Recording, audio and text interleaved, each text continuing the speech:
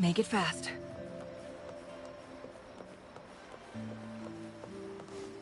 Yep.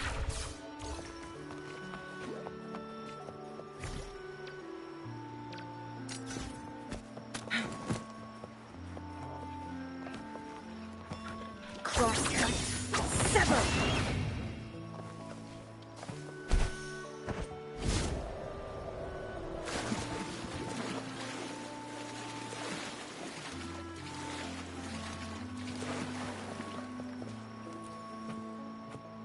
Ciao, we need to get to the cathedral. Got it. Please, come aboard.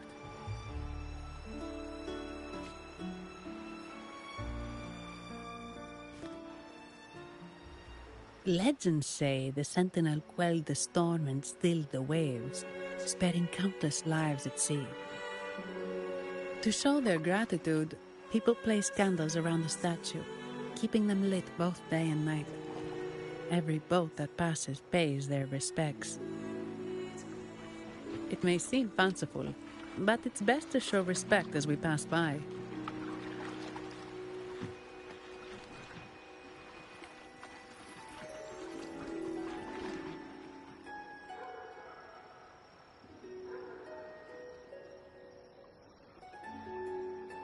So, is this the statue of the Sentinel? Why does it feel weird?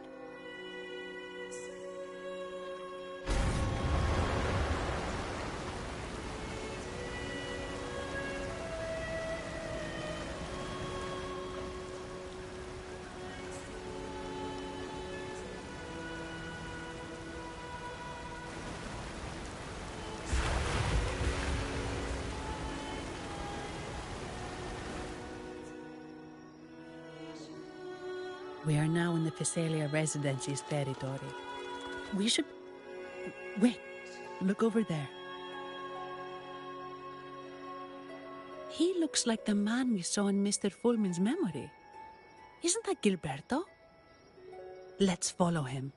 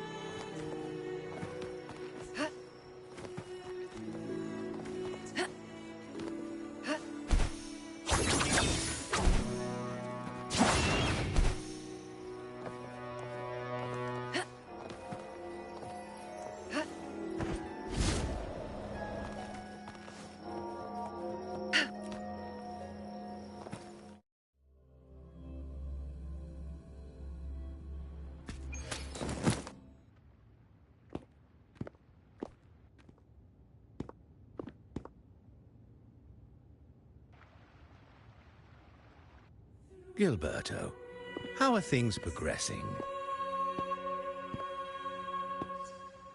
Your trust means a lot, Priest Alessio. The flower has been quite effective. A word of caution. Don't overstep. We can't afford unwanted scrutiny.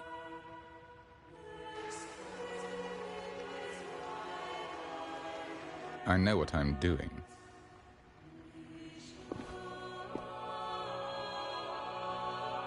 Our sanctuary isn't infinite. Some murmurs are getting harder to quiet. I understand. That's why we seek unity and integration. Our beliefs are already one. This is also the destiny they intend.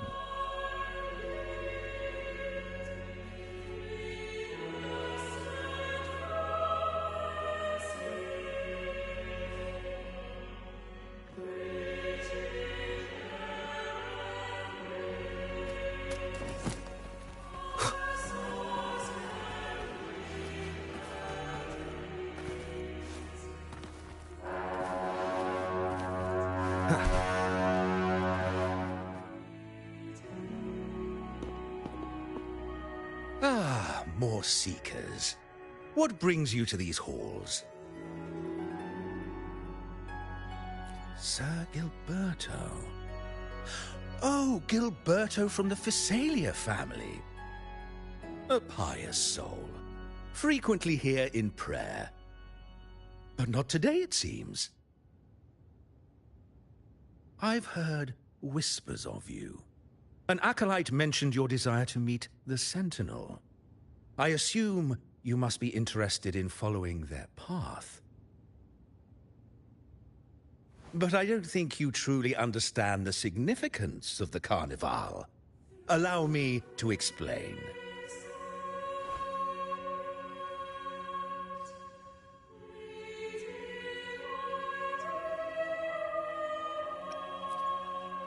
You've probably heard about the connection between the Carnival and the Sentinel. But do you know why the Carnival hasn't been held for years? In the last Carnival, a sea fog shrouded the entire city. Echoes paraded like lost souls. A dragon roared above. And a beast in the sea stirred up towering waves.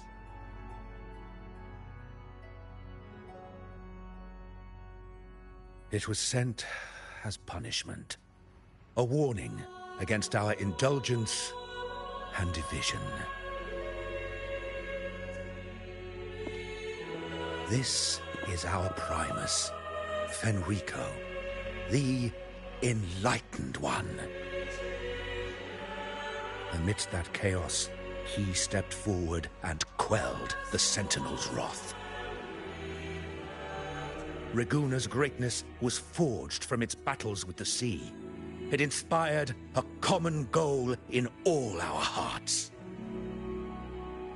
Without everyone working together, land cannot be cultivated, islands cannot unite, and dams cannot be built. A nation's strength lies in its unity. You see? This is why we preach restraint and control over our desires. Only through rituals can we strengthen our resolve, our unity. This is why we must banish those who stray from the right path, and impose restrictions on those who threaten the common good. We've dedicated ourselves to this cause.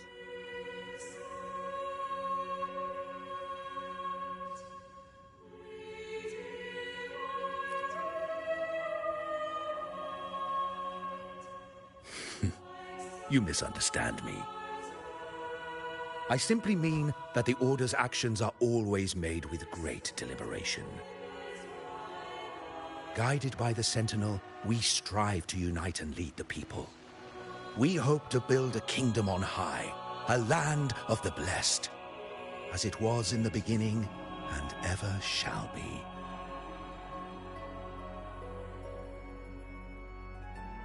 I trust you'll have faith in the Order's judgment. We handle all matters that come to our attention.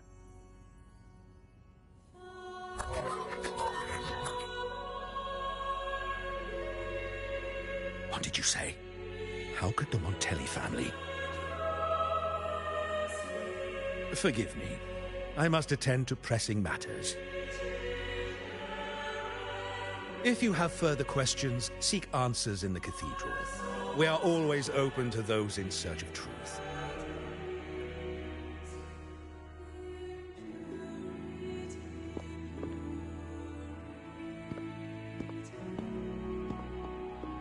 But I remind you to keep your distance from the sacred relics and honor our customs. Otherwise, we will have no choice but to address any act of disrespect.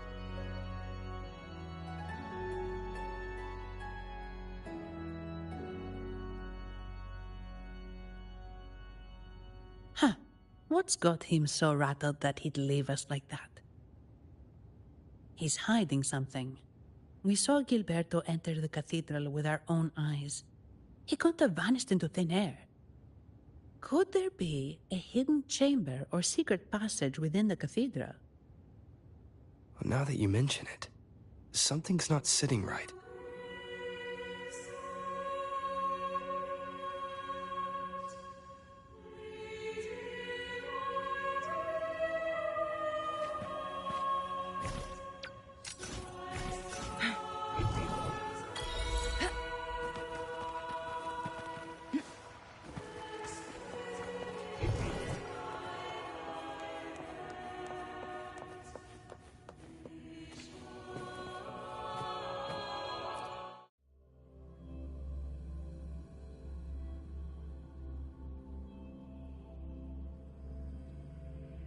I didn't expect the Order to have such a grand garden hidden here.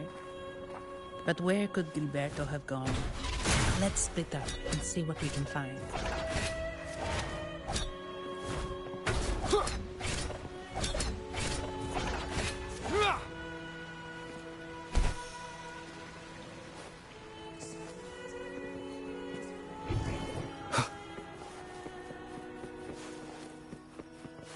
Did he head that way? At the end of the garden. Is that a confessional?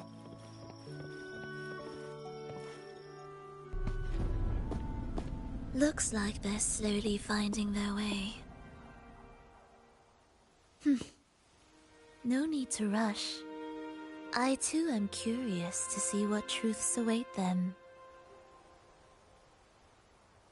The grand revelry draws closer and closer.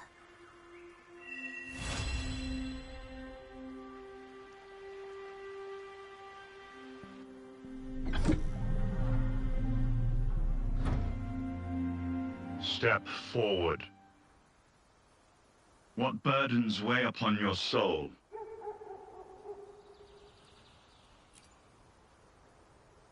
Are you certain? Search your heart. Now, I shall open the path to your ascension.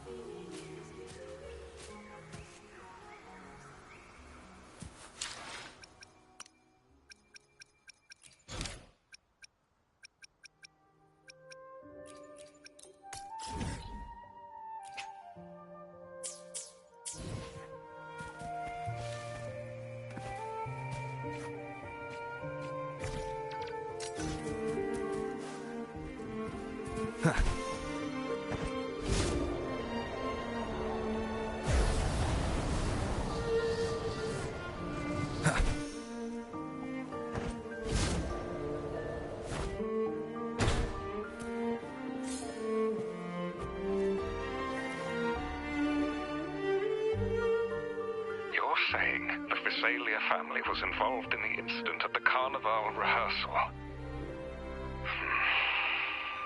Do you have solid evidence? Not yet, Mr. Alberto.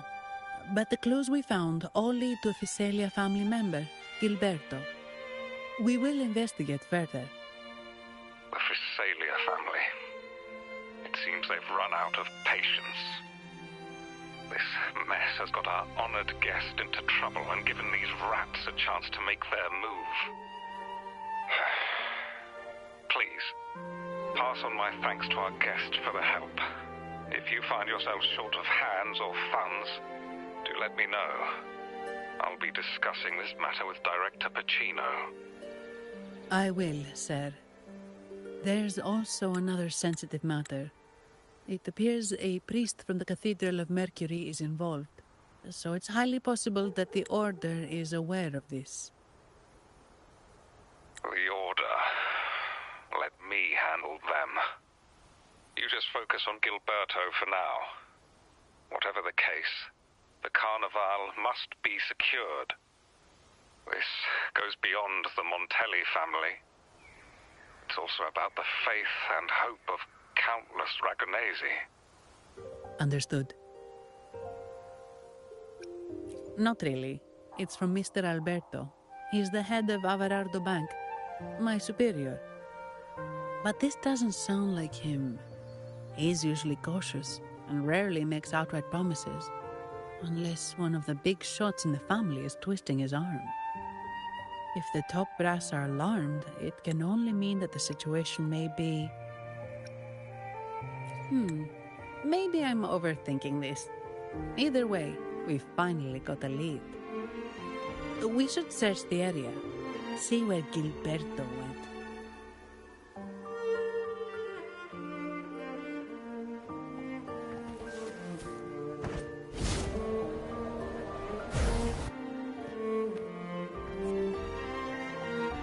Strange. Did Gilberto just vanish into thin air? I see. A wing ray. That explains it. Wing ray? Yes. It's a type of echo that can fly. People in Raguna often use them to travel quickly between locations. If Gilberto set up this wing ray as an escape route, it should lead us straight to him. Let's use the grapple to hitch a ride on the wing ray.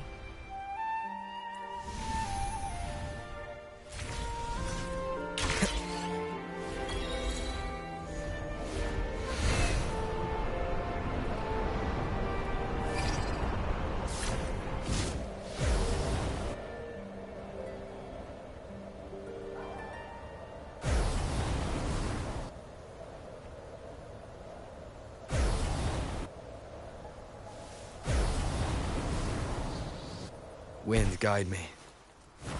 Quite the view, isn't it? Welcome to Whisperwind Haven, known for its iconic windmills and flower fields. Legend has it, this was once the home of the Blessed Maiden. Some people are over there. Let's check if they know anything. Look! Foul monsters, taste my steel! The Blessed Maiden smote the fiends who dared ascend the hallowed stairs. Yet the dark tide surged on as more monsters poured forth from the mist. In this fateful moment, the Blessed Maiden beheld her destiny's end. Moved by the divinity, she chose to yield her life for the Sentinel's cause and Rinasitaa's people. Oh, Imperator, guide me! Wait. Your tone sounds a bit off. The Blessed Maiden should be more determined. Determined? How about this then? In Imperator's name, vile monsters, I swear your behind shall be met with the end of my boots! I meant determined, not angry. You've got it all wrong.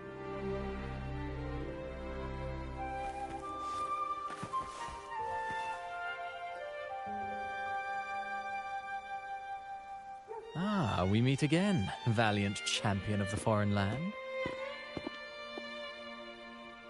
our paths intertwine once more. A result of Imperator's divine intervention. Don't you agree? Pardon me, but this lady by your side seems rather familiar. I am Zani. I work at Everardo Bank. Ah, yes. You look quite chivalrous, if I may say so.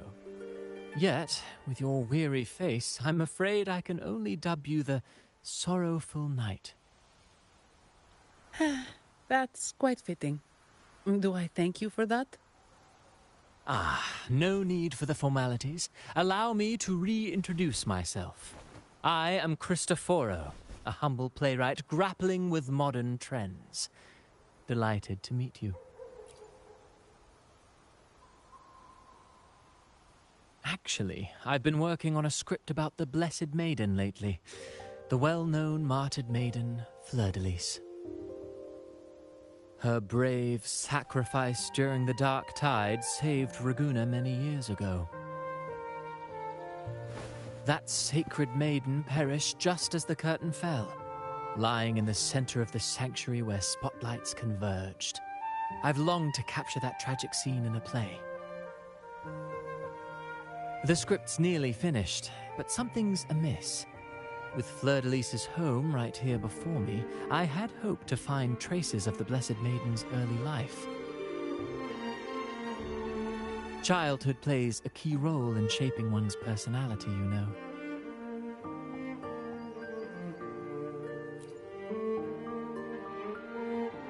Sadly, no. I confess, I've made zero progress. Most legends of the Blessed Maiden are lost to time.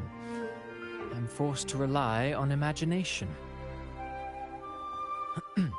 Nevertheless, the script is finished. I've even asked the children over there to help me rehearse it. Here, have a copy. I'm eager for your thoughts.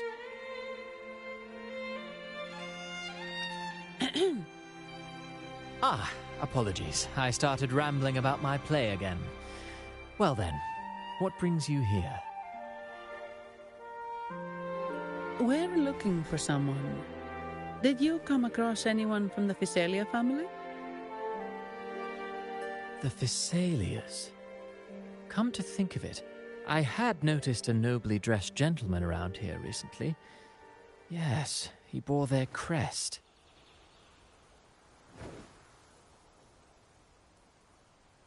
In fact, I even stared a bit. Old habits die hard. The Physalias rarely venture beyond city walls, you see.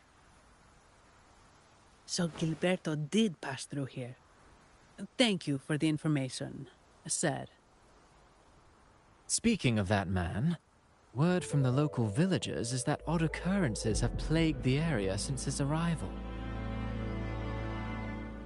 Odd occurrences? You've likely noticed the abundance of echoes here in Whisperwind Haven. One might say it's more their village than ours. But since that nobleman's arrival, echoes in the area have been vanishing without a trace. Like time lost forever. Books forgotten by people. And cherished memories faded away in time's current. Oh, pardon me. My playwright's pen is running away again.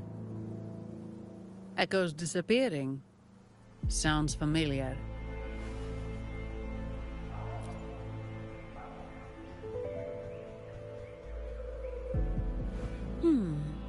Echoes started acting strangely when Gilberto showed up. Just like what happened in the Carnival rehearsal. This is no coincidence. Mr. Cristoforo, do you know where those echoes were last seen before they disappeared? I'm in the dark as well. However, they might know a thing or two. These echoes are keen to find their friends too. They're not fighters, but they can surely be your guide. Why not take them along?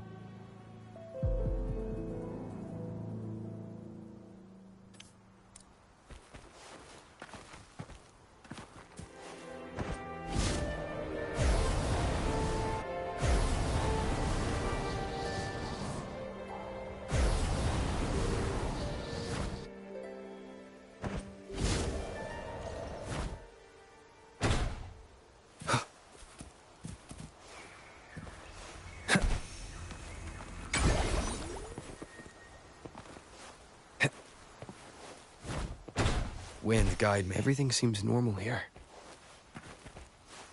Let's keep moving. There's something on top of that ruin.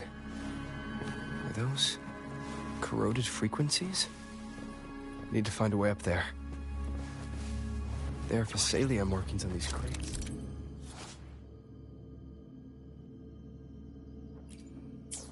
What's inside?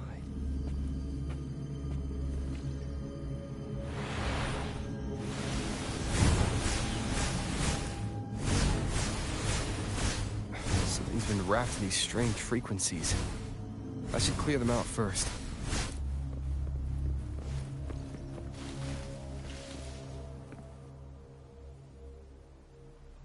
These are petals? I think I saw them before.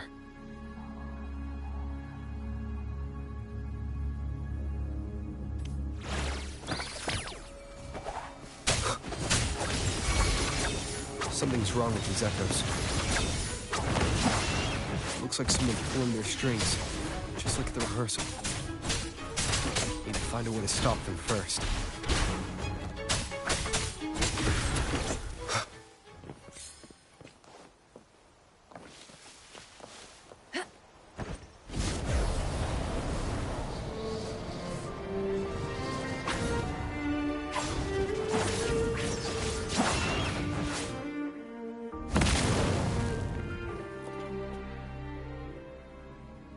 Ah, you have returned.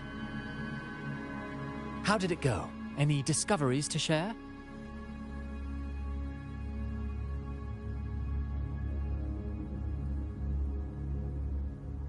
Intriguing. Frequency corrosion, you say? So these missing echoes appeared out of nowhere and turned hostile. This is unheard of. Echoes are the Sentinel's gift to Rinasitaaa. They're not supposed to turn on each other, much less humans.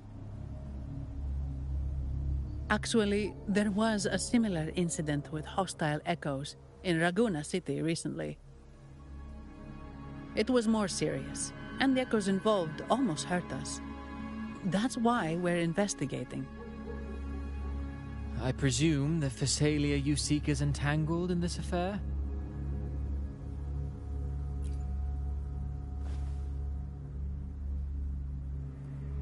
I see. Very well. Allow me to offer you my thanks. The frequency corrosion driving the echoes mad has been resolved, but we must still caution villagers and their echoes. They should exercise vigilance and avoid perilous areas.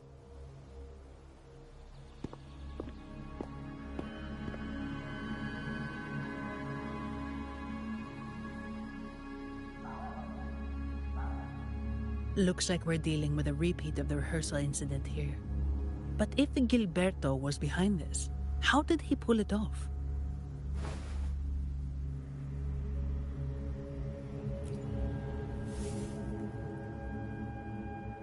Petals?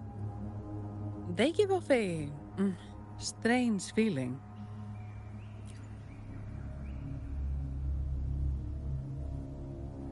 All right, let's give it a try. Tastes kind of weird. It's not an echo, or a tacit discord.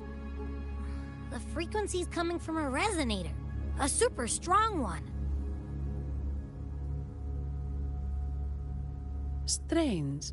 Gilberto's a resonator, but he doesn't seem particularly strong.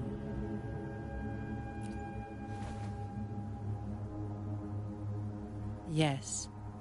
Be it the mastermind or another pawn, it's got the Physalia family written all over it.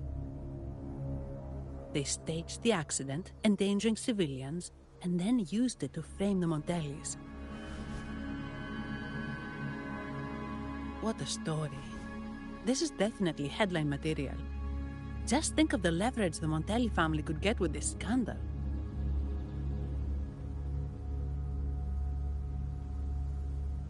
Hey, look over there! That person looks kind of familiar.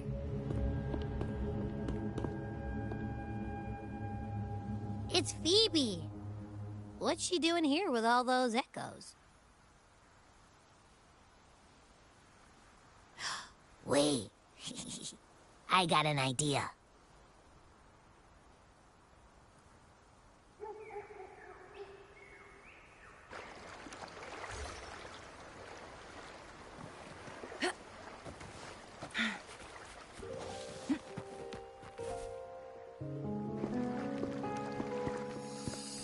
Olivia, Breno, any sign of Beppe?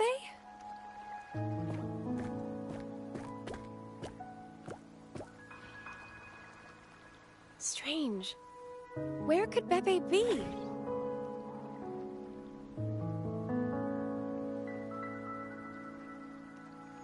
Oh, cut it out, Breno. Stop that. Wait, Breno's right here. Then who's poking me in the back? Beppe, you better have a good Nah, Beppe, it's me, Abby. Oh! That's enough, Abby. Lame. I was just trying to have some fun with her.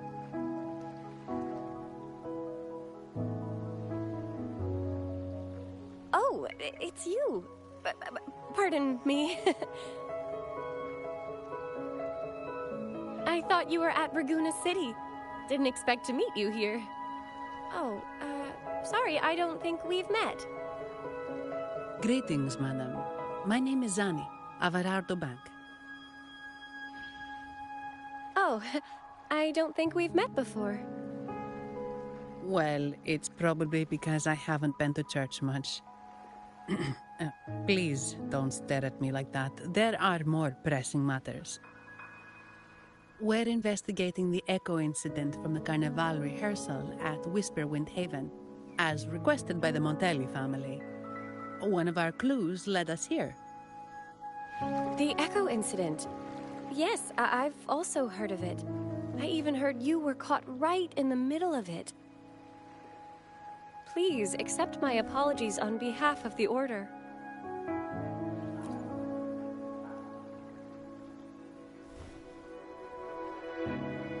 By the way, have any of you seen an echo named Beppe? They're about this tall and usually wander around here, but I can't seem to find them anywhere. May I? Sorry, we didn't see the echo you mentioned, but we've found clues on their odd behavior. They all point to a member of the Fiselia family, Gilberto. He's also caused similar incidents here recently. Echoes went out of control and attacked each other. The Order has also received reports of missing echoes in this area. Is it possible that the Fiselia family is involved? I find it really hard to believe. From what I know, the Fiselia family is deeply respectful of the divinity. How could they commit such a blasphemous act? The echoes are gifts from the Sentinel. Have you seen this before? A pedal? The ritual one? No. Wait. This frequency. Oh, right. I think I saw this flower in the Cathedral of Mercury, and Priest Alessio was wearing it. Wait. Could he be involved with the Fiselia family's plans? Imperator granted us echoes, the skies, lands, oceans, and sustenance, to which we should all be grateful and reverent. I request to join your investigation. As a servant of the Sentinel, I simply cannot turn a blind eye to their unholy acts. Fine by me. With someone from the Order as a neutral witness, the Fiselias won't be able to accuse us of fabricating evidence. As long as I'm not treated like a heretic and get kicked out of Rinasitaaa later.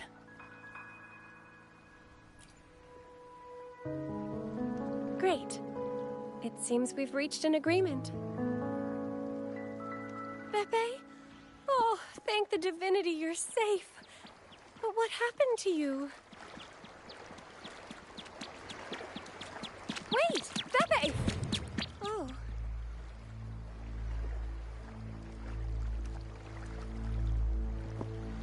Sorry, I got a bit carried away. Echoes don't usually act like this. Something must have startled them.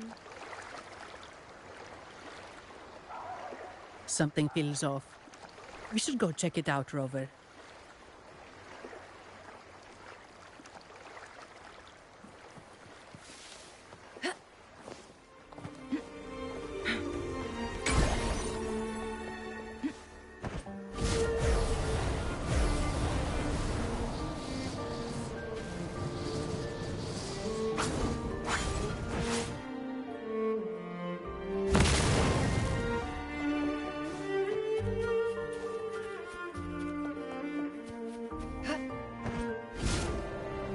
Winds, heed my... Excellent. Everything is in place. Now, all we need is Her Majesty's approval.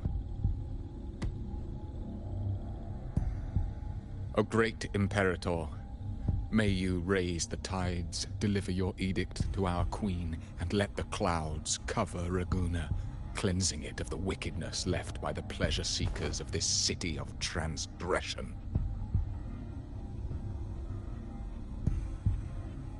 Is he praying? I know the Fesalias are extremely devout, but who is this queen he mentioned? This prayer sounds odd. It's definitely not from the Order's codex. O divinity in the abyss, Lord of tides and riddles, may you soon be freed. Let all lies melt away under your power. May you grant me strength to overcome all who oppose you.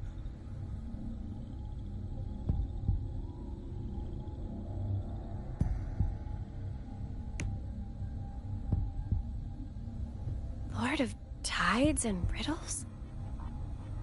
Huh? Who's there? Uh-oh. Things just went south. Looks like we've got a fight on our hands.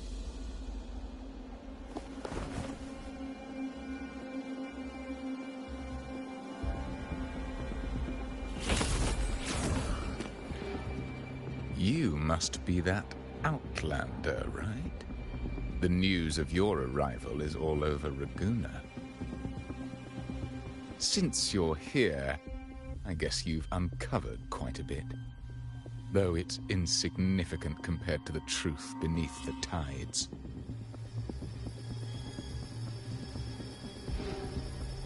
As a gesture of goodwill, let me offer a word of advice. Curiosity won't lead you to the truth you seek, but rather closer to your impending doom. He just turned echoes into tacit discords. Is it the petals? You... what have you done to those echoes? Merely the necessary sacrifices for our one true divinity.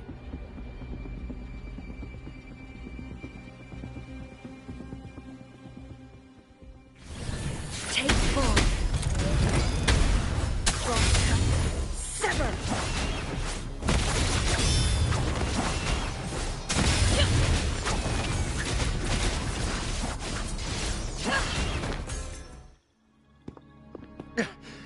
No, this cannot be. How pathetic. You're nothing but a discarded pawn. Which is not unusual with the Fesalia family. Mr. Gilberto, please explain this Lord of Tides and Riddles you mentioned.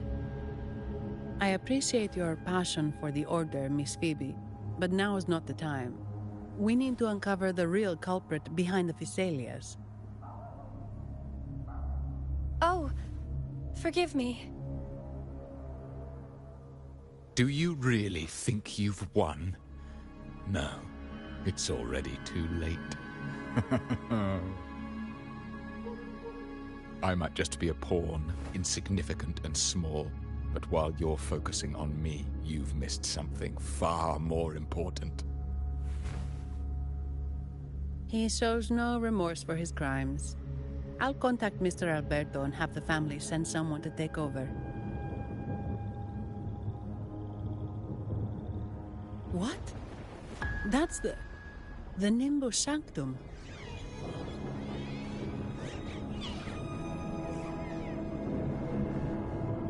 These echoes are converging towards the Sea of Clouds. What's happening? Magnificent! Lorelei is now ours for the taking. Just as the prophecy foretold, all shall be cleansed.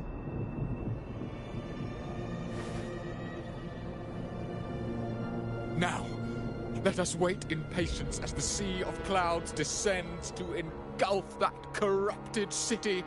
Only the faithful will rise anew from the tides.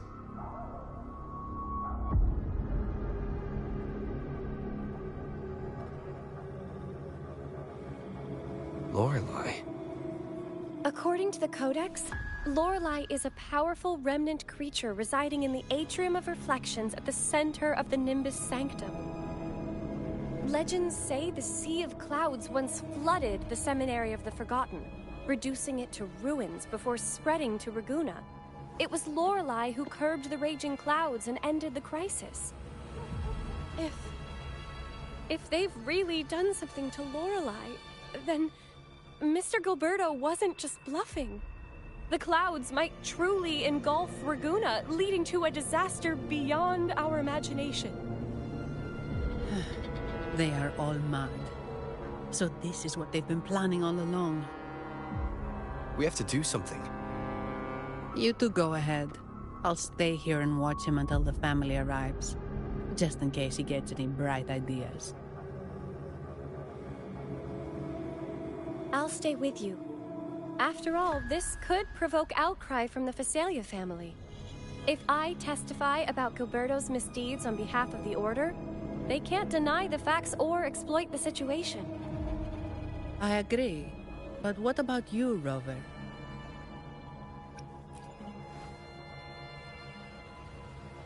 All right. There's a port nearby where you can catch a gondola. It can take you close to the Atrium of Reflections. After we hand Gilberto over to the family, we'll meet up with you as soon as possible. Please be extra careful, Rover. May the Sentinel protect you.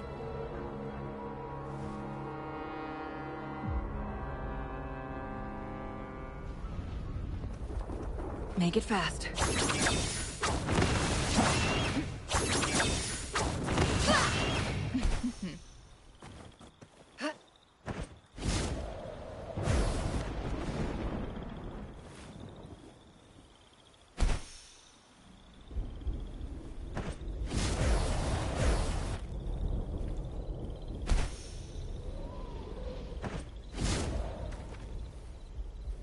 Winds, heed my command.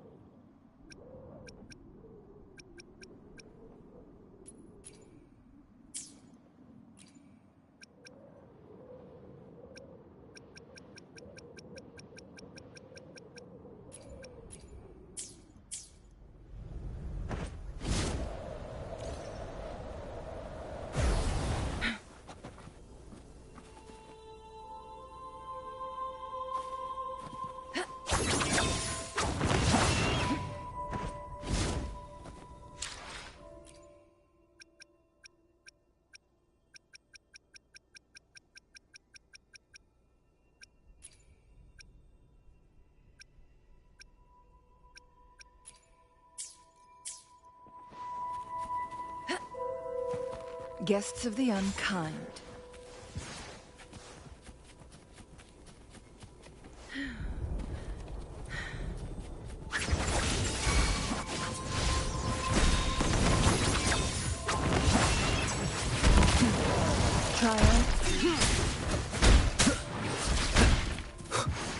One with the sounds.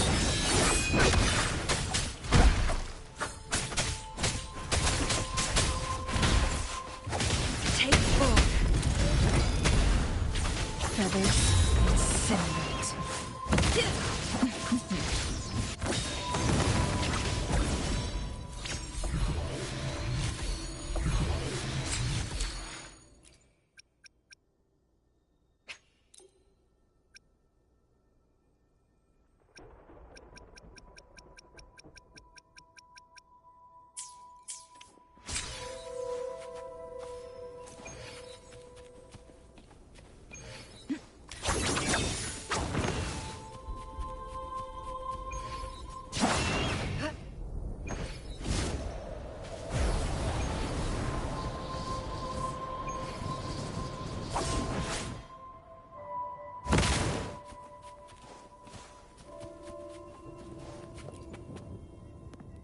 Welcome, traveller.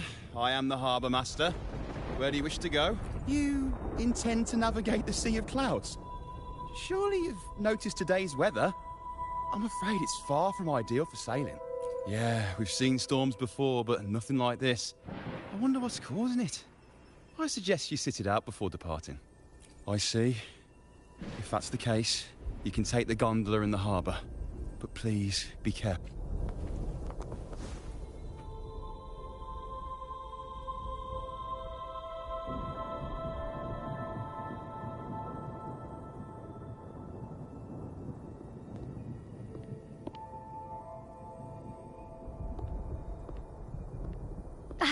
Perfect. There's still a gondola here. I believe your name is Noah, right? It seems fate has brought us together once more. Don't you agree, kind sir? You're... It seems you do remember me. That's right. We crossed paths at Madame Niala's mask shop. Truth be told, I need to catch the final train in the Nimbus Sanctum today. However, this lone gondola is all the harbour offers. So, since we share the same destination, would you mind also sharing this gondola with me? Much obliged. Well then, without further ado, let's be on our way.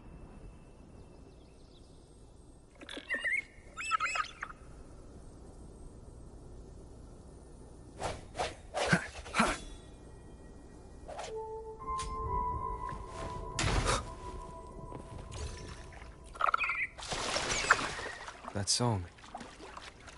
Where is it coming from? The cloud continues to spread. You may be right, this could be Imperador's test, but we must leave.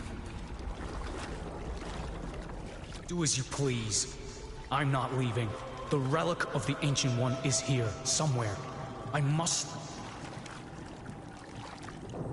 How intriguing. These seem to be reverberations hidden in the Sea of Clouds. Perhaps you've heard that this was once the...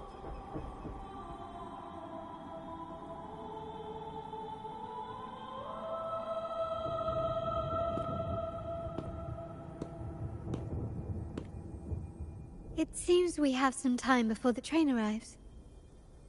How about a little chat to pass the time?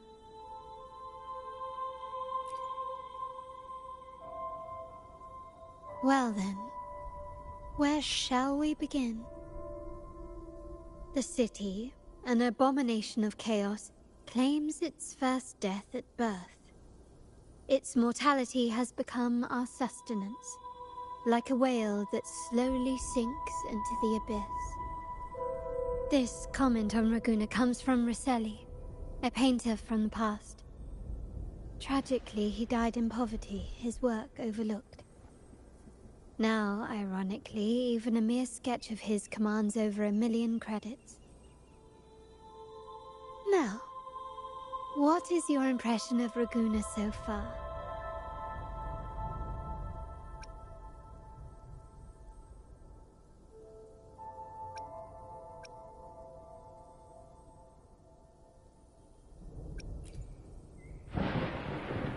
Indeed, faith is Raguna's crown jewel. Our devotion to the Sentinel stands unrivaled throughout Rinasitaaa. Raguna has many facets. Most people only see one side of it, but for me, it's like two sworn enemies are forcibly bound together. That's Raguna. A city where tradition and innovation, openness and isolation ceaselessly wrestle for dominance. That is why the Montelli and Phasalia families are in a constant clash, as you may have seen. The Montellis champion innovation, staking all on the Carnival. Meanwhile, the Phasalias cling to tradition, colluding with the shadows that lurk in Raguna's depths. Fortunately, this long struggle behind the curtains will soon come to an end. Not because of the two families, but because of you. Me? Yes. You, the fated one. Perhaps you're not merely entangled in Raguna's conflict, but are, in fact, the very eye of the storm. The city's fate may well rest upon your shoulders. You may not have noticed it yet, but we are, and have been, in the same boat for a long time.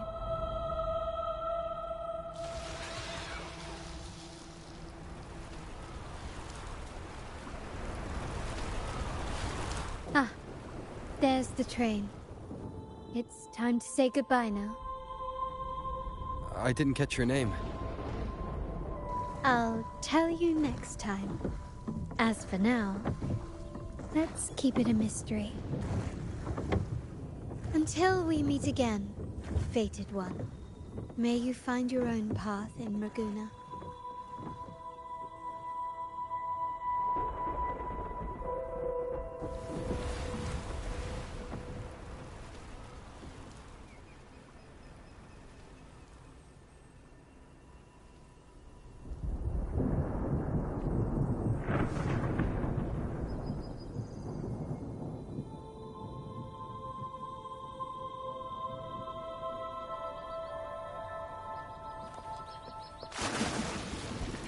So this is what's become of the seminary? I never expected this. You've been here before? No, but I've seen paintings of the seminary in the cathedral. It had an enormous dome and spires that seemed to touch the heavens. Then the order was forced to abandon it when a sea of clouds swallowed it.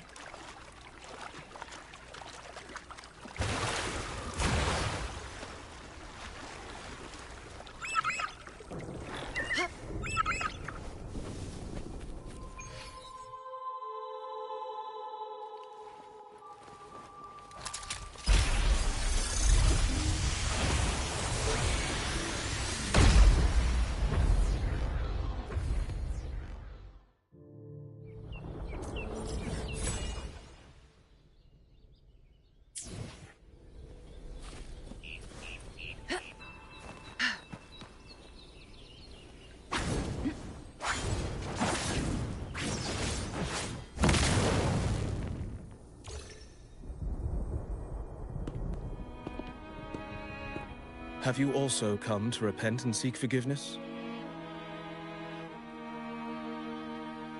The Sentinel has revealed a path to resist temptation and corruption. We need only devote ourselves wholly to Lorelei.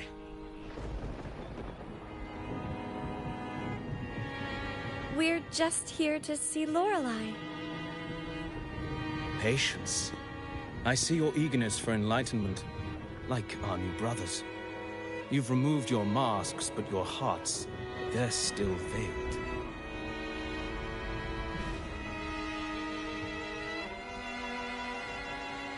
Everyone here wears a mask. Everyone in Rabruna, without exception, never unmasked.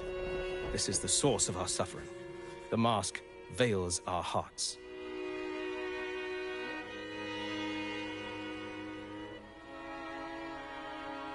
Like our new brothers, they wear peculiar masks of madness.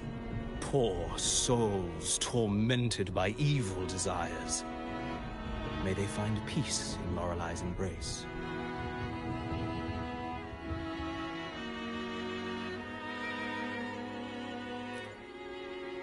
Yes, their masks are filled with madness, but even wrongdoers can seek redemption from Lorelei.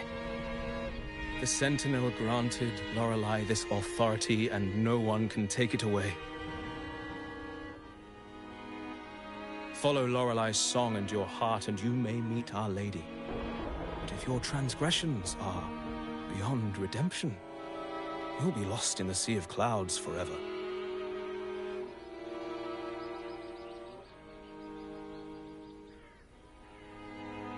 So what should we do to see Lorelei?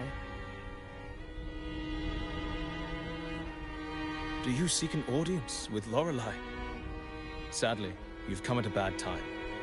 Lorelei is furious, and our mortal bodies can't withstand her wrath. We've sealed the path to her domain.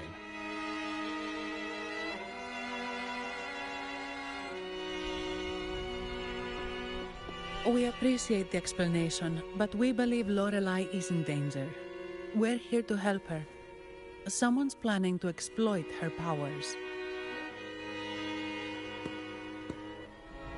The path has been closed.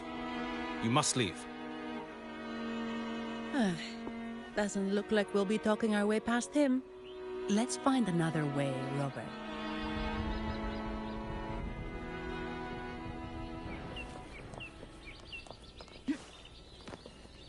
Make it fast.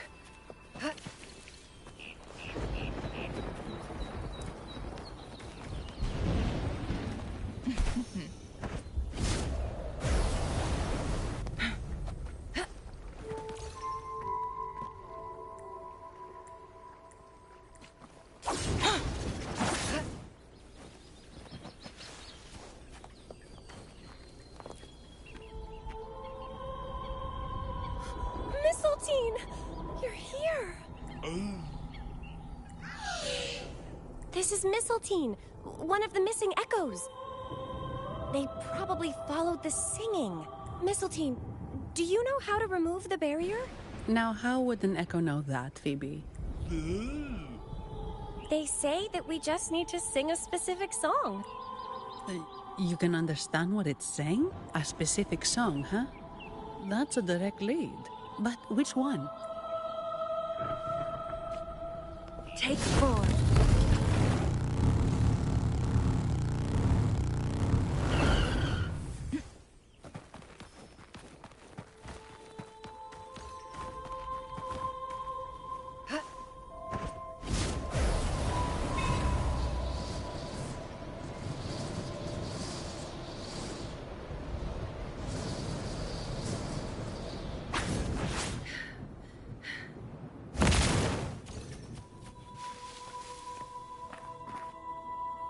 These inscriptions on the stela seem to say something. But most of these are worn out and don't look like modern Rinasitaaa script. Phoebe, can you read any of it? Let's see. This seems like an ancient holy script dedicated to recording the deeds of Sentinel Imperator. As for its content, I shall grant this power to the Knight Queen. May she, during the day, sea of clouds, Oh, much of this text is illegible. However, the adjacent drawing is mostly intact. It shows Sentinel Imperator speaking to a massive creature. And the creature slowly shifts from an immense amorphous form into a humanoid shape. Could it be Lorelei? After all, no other being that large lives above the sea of clouds. Actually, I'm not sure if the other figure is the Sentinel. It looks a little different from the cathedral statues. Maybe it's just the lack of clarity in the drawing. Anyway, does it mean Lorelei and the Sentinel are somehow connected to each other? Nothing about the barrier, though. Are there any other clues? We should investigate further.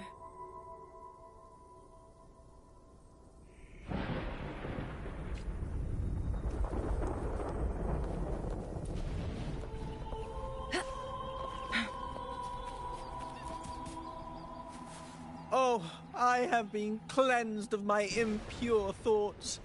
I can finally escape from my wrongdoings. Sing, dance, for we have been granted peace and freedom. Yes, we only need to relish this moment. Oh, you've also come to rid yourself of your misdeeds. Then join us. Sing with us. The door has been shut. Simply sing along and it will open before you. Just sing. It doesn't look like we'll get more out of them. Let's go check somewhere else.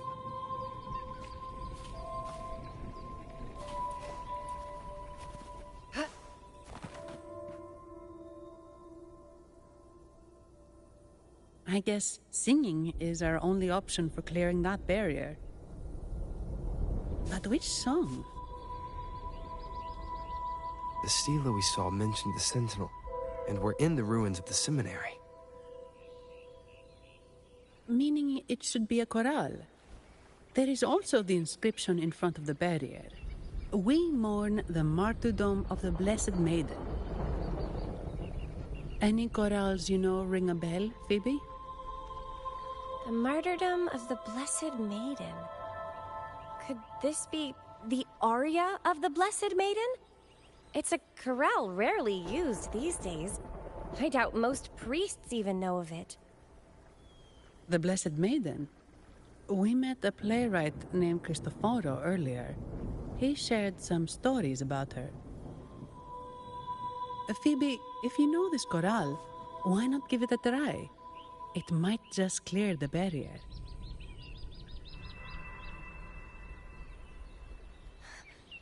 Me?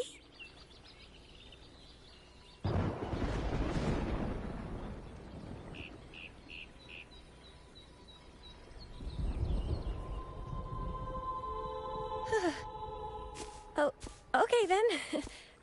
I suppose it's our best option at the moment. I'll give it a try.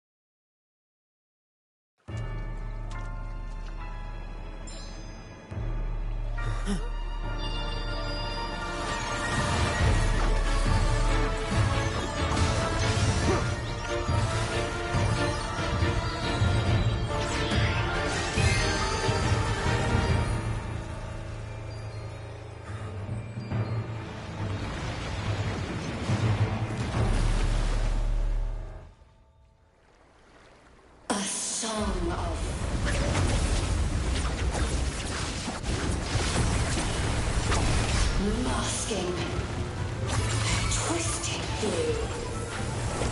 Tear it to shreds.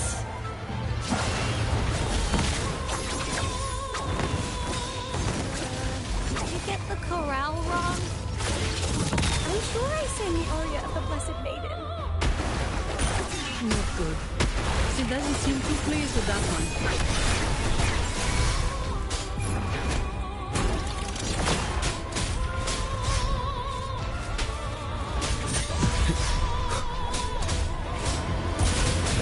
Together we vanish. My blade yearns.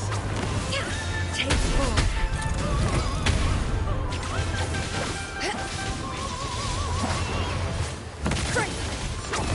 Feathers incinerate. One with sounds.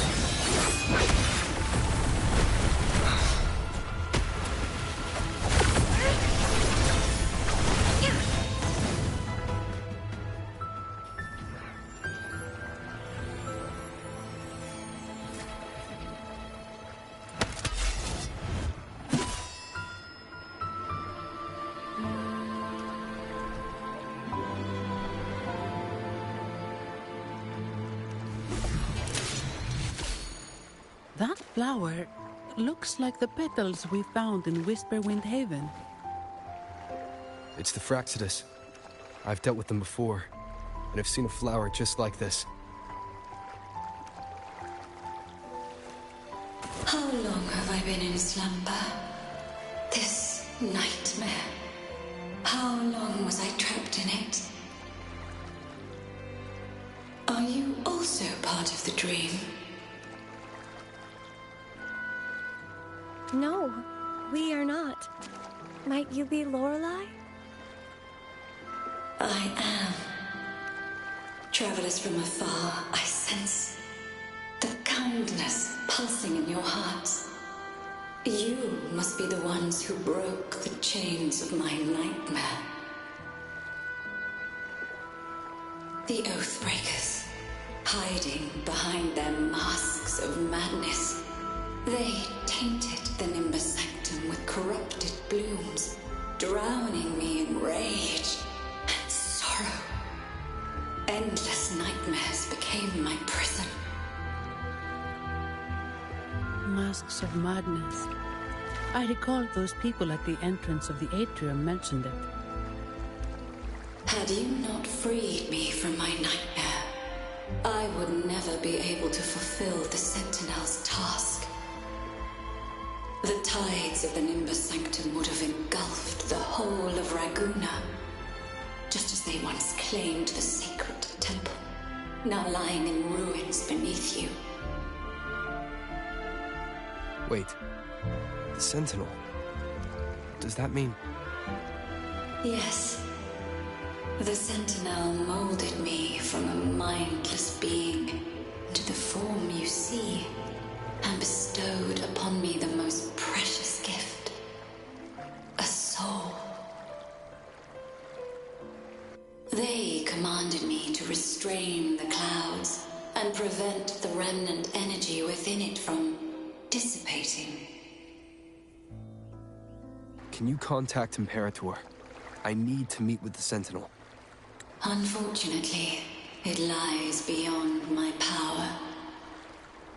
The Sentinel's link to the mortal realm is severed. Only through collective prayer and a rite at the height of the carnival, only then can mortals briefly commune with them. Right. You mean the Carnival? No, that's impossible. The current Primus, Fenrico the Enlightened One, was given a direct oracle from the Sentinel. The Sentinel has always been with the people.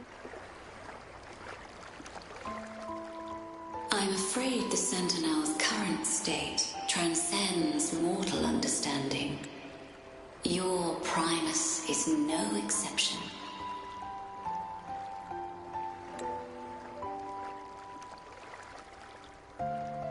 Should doubt linger in your mind, I implore you to await the rite's completion.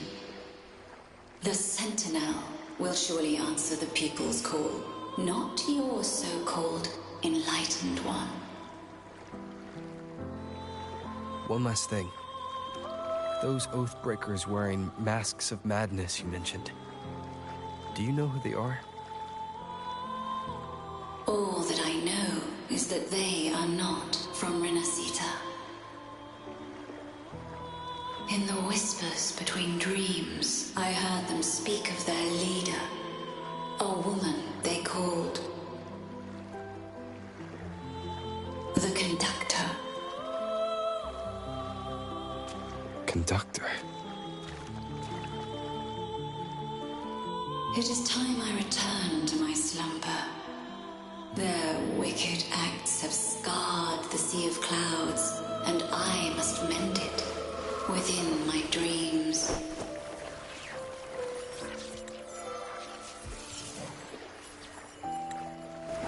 The song shall guide you out of this domain.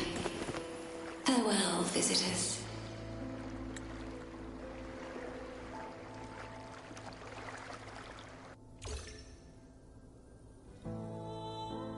What a wild turn this job's taken. Seeing the legendary Lorelei up close almost makes it worth the trouble.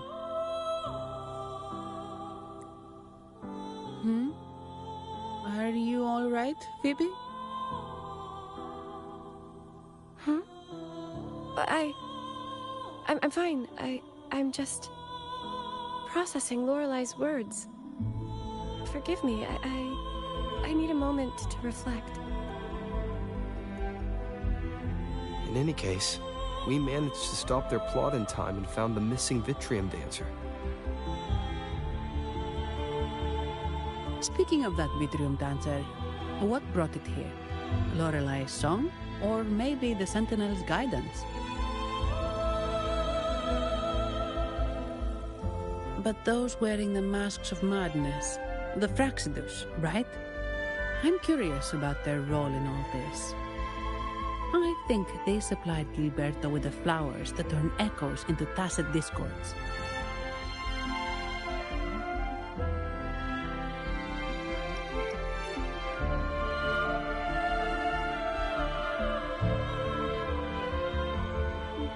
What's our next move, Rover? You're right. Those snakes lurked in the shadows, using Gilberto as their fall guy. We can't expose them just by ourselves. Oh, another thing. Since the Fraxidus is conspiring with the Phassalias, that makes them an enemy of the Montelli family. There happens to be an auction at Averardo Vault today. The top members of the family will be there. We should tip off the family about the Fraxidus scheme. The Montellis can't afford to ignore this threat. What about you, Phoebe?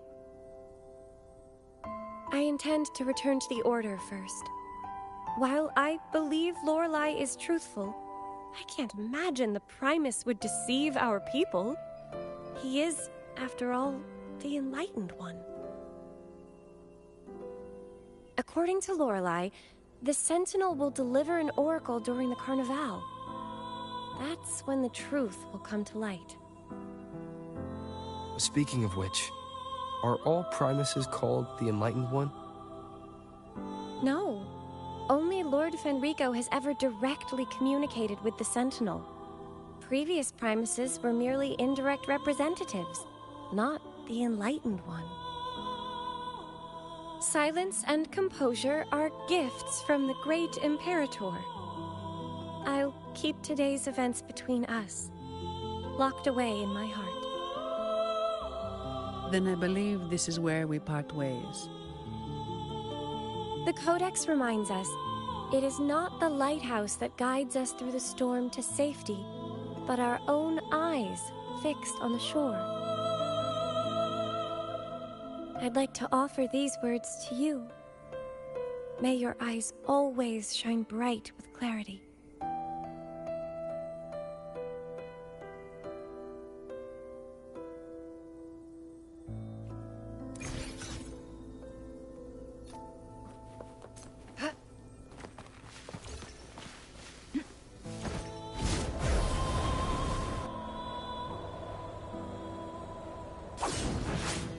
Guests of the unkind. Cross cut. Sever. Take full.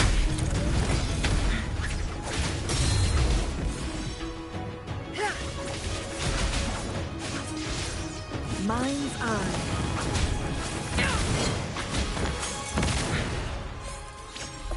Make it fast. It's the same echo boat we were on earlier. Was it also attracted by Lorelai's singing?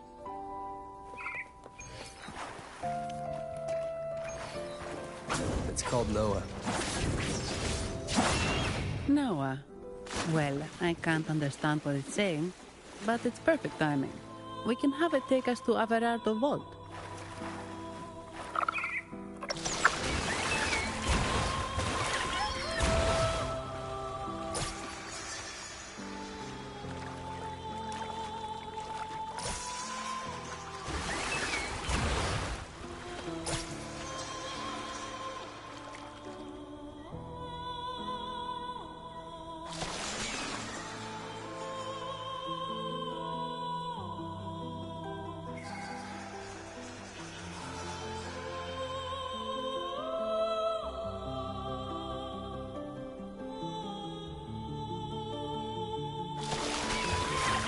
That's a really big waterfall. Is there no way up?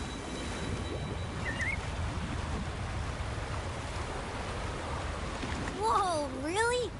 You can take us upstream?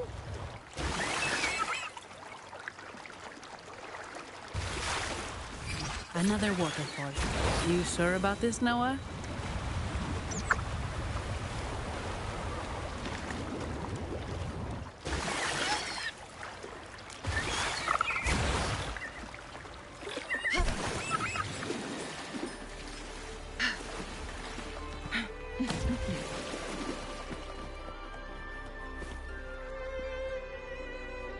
Averardo Vault is just up ahead. It seems this is where we part ways, Noah.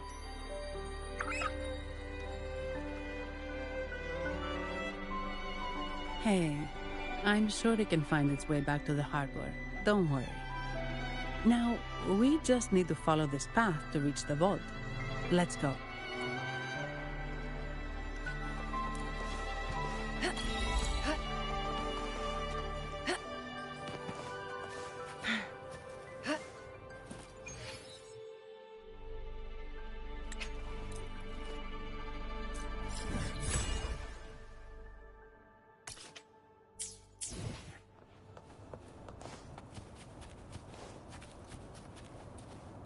What? You're saying someone attacked our base? Woman, Jules, very strong. Wait. Who are you? Fire! So, Aunt Helly's called in some muscle, huh? No, this is... Ow. Enough! Take him out!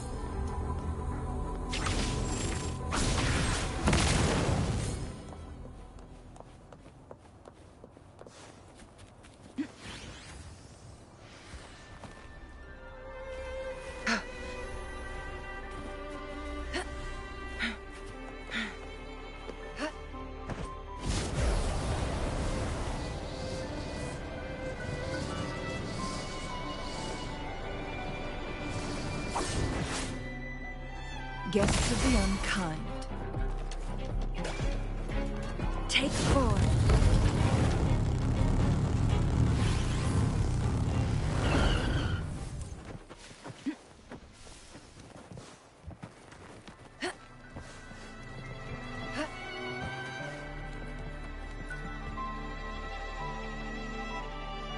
Welcome to Averardo Vault.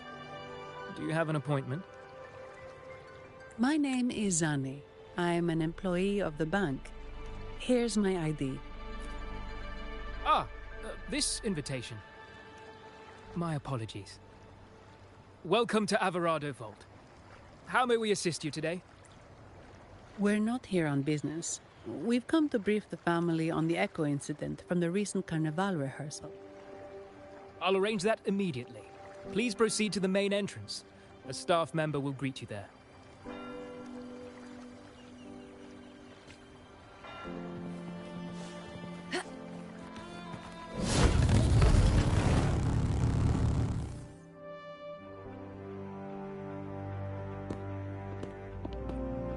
These echoes, are they guarding the vault? Yes, but I've never seen them in action before. The Averardo Bank employee manual says they can easily take out a whole squad of resonators. Of course, this doesn't apply to someone powerful like you, Rover.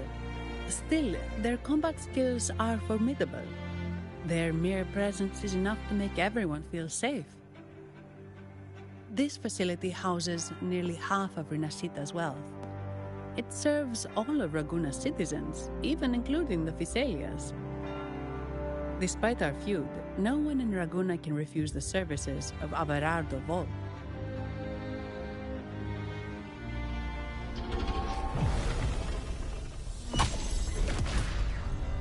What the? I thought they only responded to hostility.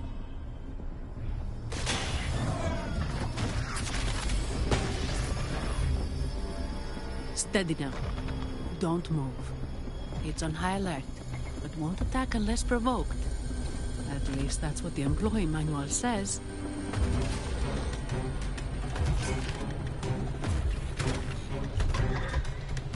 Stand down.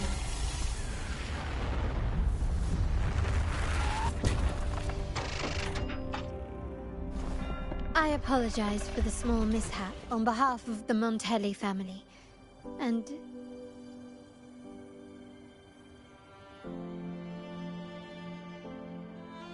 what a pleasant surprise to see you again so soon. And you. Yet your expression betrays no surprise, Rover. Allow me to properly introduce myself. My name is Carlotta. Carlotta Montelli. Montelli? You are the second daughter of the Montelli family. Yes. Please, feel free to call me Carlotta. Also, I trust the remuneration meets your satisfaction, Ms. Zani. It was you who tasked me with receiving Rover. Surely a distinguished guest such as Rover deserves the attention of our most trusted employee. I'm aware of your purpose here. On behalf of my family, allow me to extend our deepest gratitude for your endeavors. Your eyes show curiosity about me and my role in this drama. However, this isn't the place for such discussions. Please, follow me.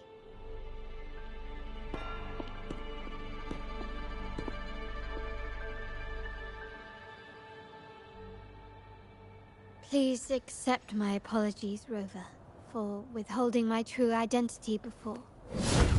Rinasita's affairs have grown intricate.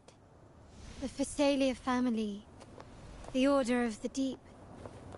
You've likely noticed that many desire the Carnival to fail. We Montellis, having tied our future to its success, became their target. But let's not dwell on that for now. Here we are. Welcome to Averardo Vault, the Montelli's heart and glory.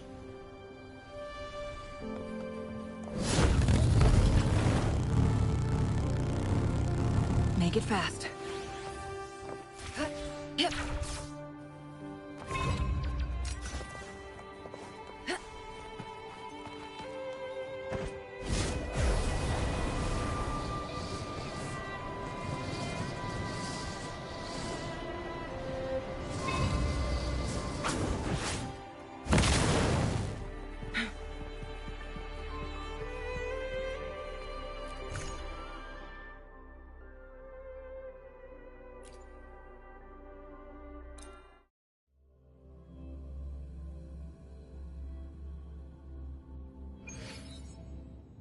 Take 4.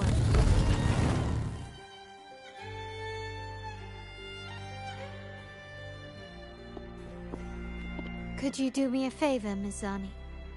Please secure the evidence in the property room and fetch me the jewelry and perfume. Jewelry and perfume. You mean... Yes. You know where to find our dressing room, I presume. Inform the stylist it's my request. She'll prepare everything. Meet us at the vault's side entrance. Got it. I'll go right away.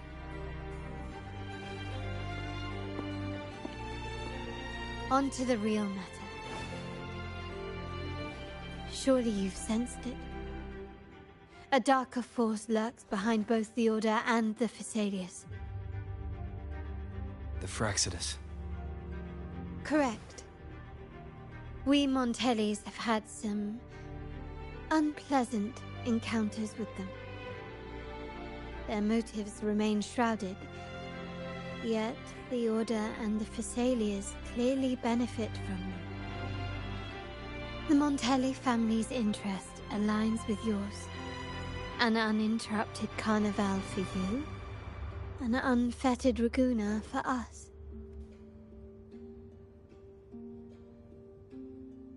The invitation we sent was meant to be a token of goodwill. I'd appreciate it if you could return the favor. Splendid.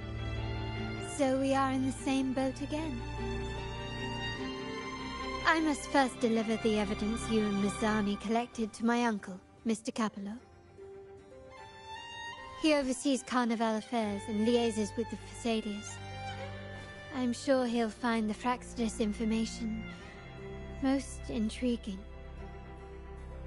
I'm afraid I must take my leave. Please, feel free to explore the vault at your leisure.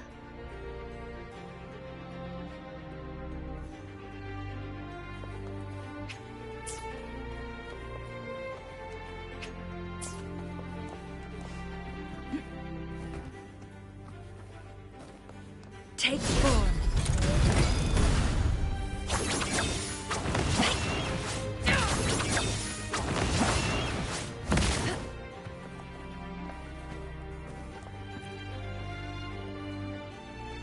I'm sorry, Lady Carlotta. I've just confirmed with the office that Mr. Capello is not in the vault. I see. That's quite all right. Please inform me the moment he returns. Understood. Oh, Rover, I'm afraid we've hit a slight snag. I just learned that Uncle Capello was called away on pressing matters, so we won't be able to see him at the moment. This does alter our plans, but worry not. I already have some other surprises up my sleeve. Please, come with me. We need more privacy.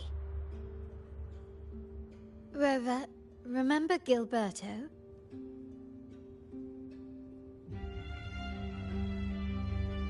Yes. Thanks to you and Mizani, he could not escape and is now in our custody.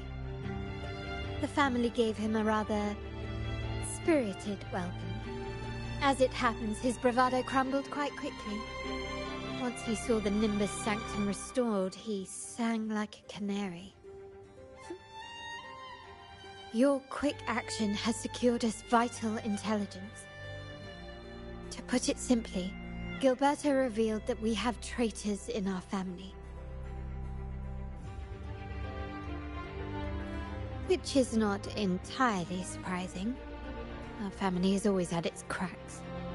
Given the right incentives or pressures, human weaknesses are all too easily exploited. I'd actually begun to look into this matter before your arrival at the vault. And now it's confirmed that the traitors are in the vault's tuning room, doing what they believe to be secretive with the help of the Fraxidus. Now they probably won't even notice us with their attention fixed on the property room. I guess that they're desperately destroying any evidence against the Phasalia family and the Order.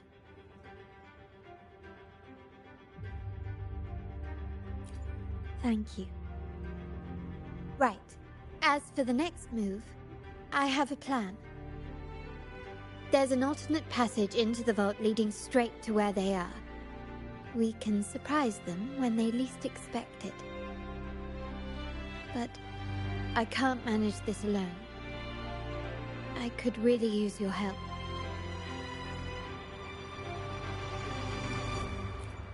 I'm glad I have you with me, Rover. Please, take a moment to prepare, and I'll see you at the entrance.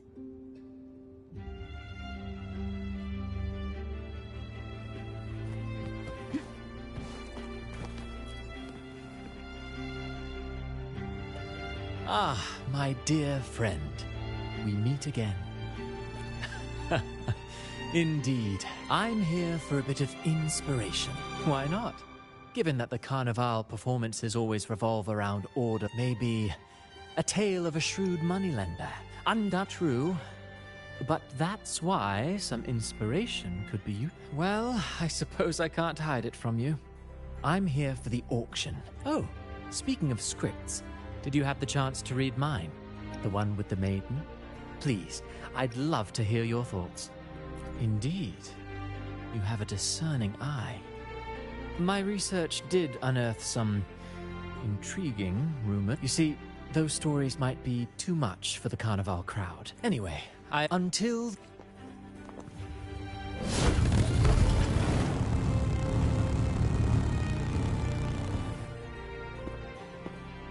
Everything has been taken care of, Lady Carlotta. Here is the jewelry and perfume you requested. Perfect. Thank you, Ms. Zani. But I have one more task for you. One of utmost importance. I need you to guard the property room and stop anyone who attempts to break in. Whatever it takes. By force, if necessary. Is someone targeting the evidence? Relax. It's only a precaution.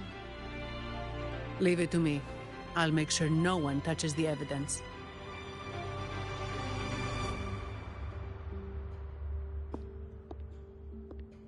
Rover, we've implemented a two-tier security system. Once inside, please hold your position until I signal. I'll clear the path for you from above. Then you may need to use the terminal to unlock the path on my side. Sadly, yes. Our family built this vault with the foresight of possible betrayal.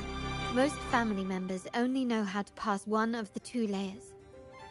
And alliances forged amid all these locks tend to breed treachery and mistrust. To enter the vault without being trapped to death, two people must have absolute trust in each other. So, do you trust me, Rover? I appreciate your trust. It will not be abused. Now, let's go.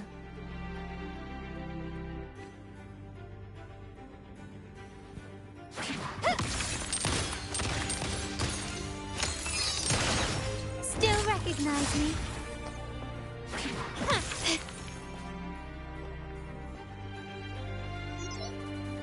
Can you hear me, Rover? Loud and clear. Just a moment. I need to access the upper control room to unlock the door on your end. Still recognize me?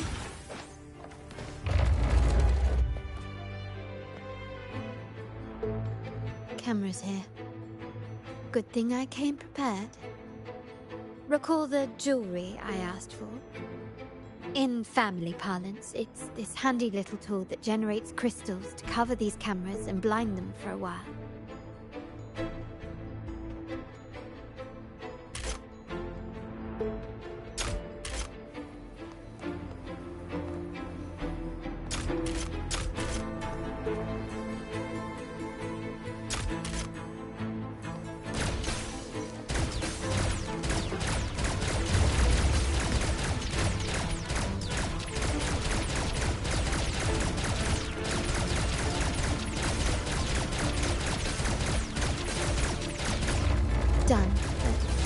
last long. I have to keep moving.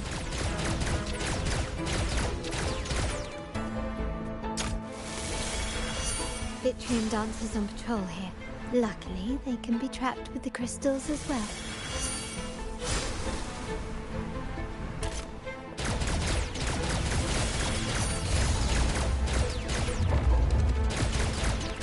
It worked. How did these artifacts get here? Strange.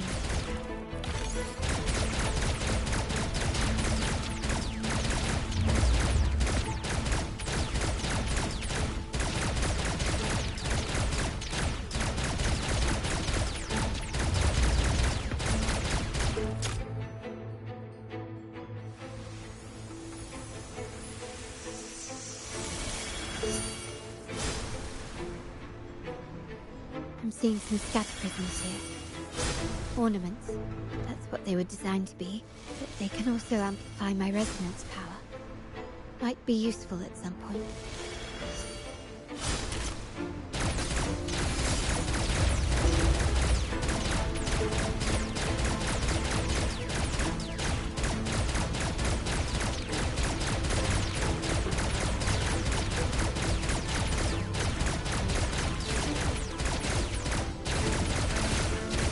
Even the surveillance cameras have increased.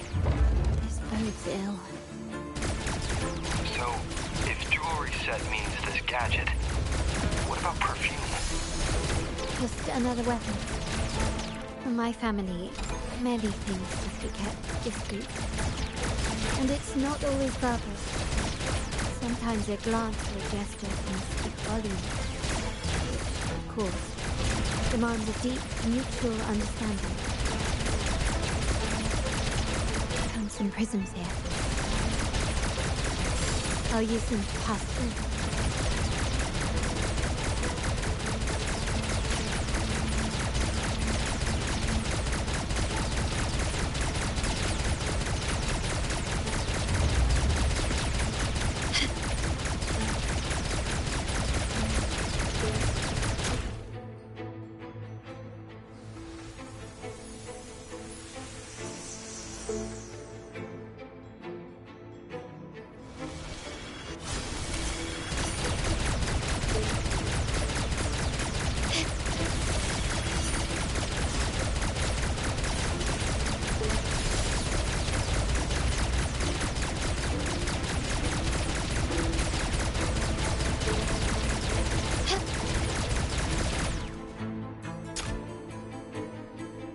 I'm in the control room.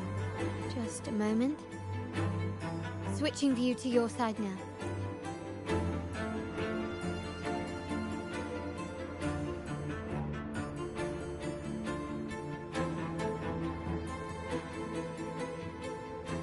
Done. The door before you should be open. Beyond the door, you should find the other control room. Beware of the patrolling echoes.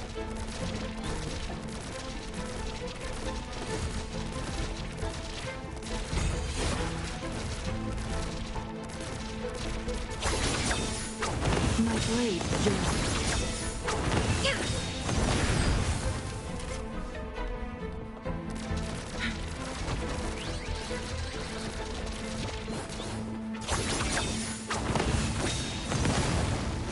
Take 4.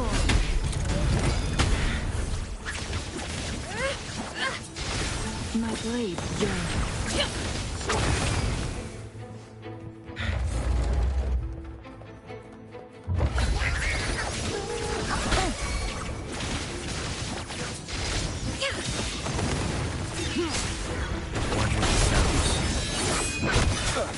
Feathers incinerate. Take 4.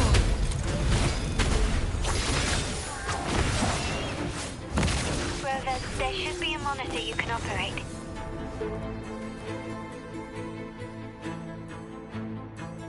I'm at the monitor. Give me a moment. I'll upgrade your access so you have control of the vault system. Looks like some echoes are approaching. Stay alert.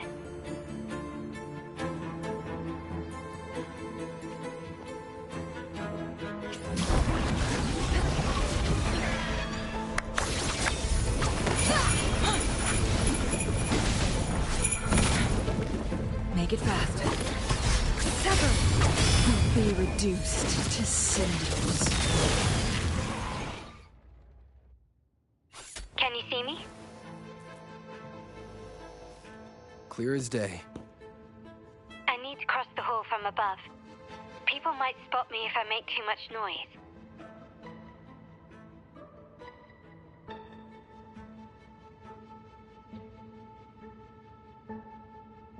So, could you maneuver these chandeliers to form a pathway for me?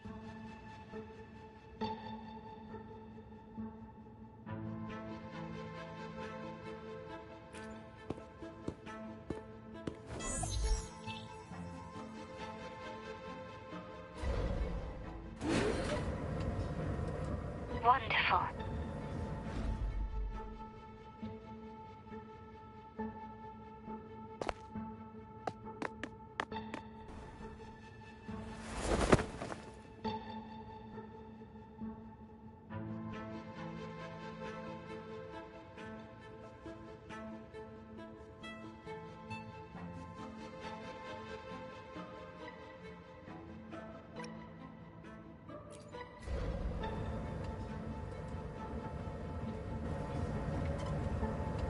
Wait, the chandelier doesn't seem to be positioned properly.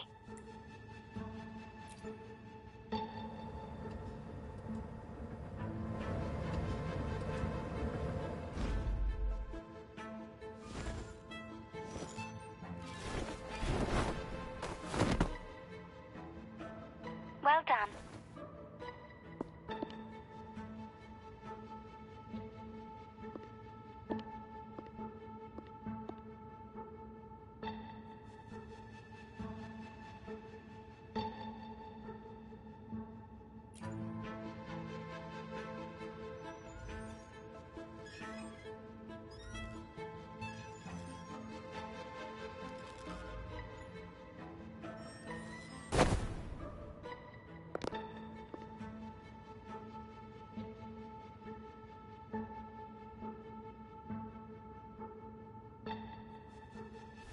Splendid. I've made it across. It's my turn now. I'll see you in a moment.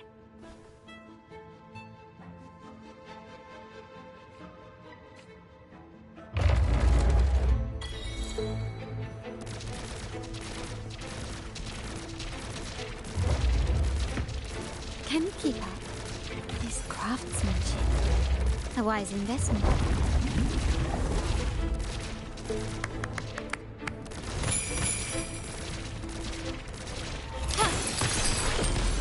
Take this!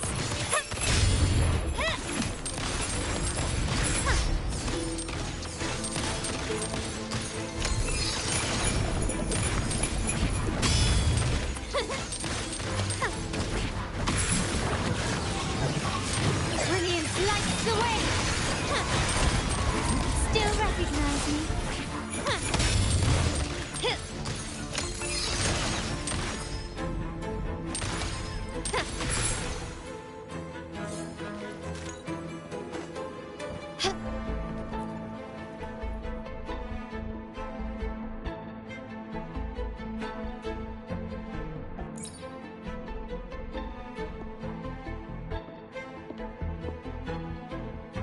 The door should be open, Rover, and we'll soon meet...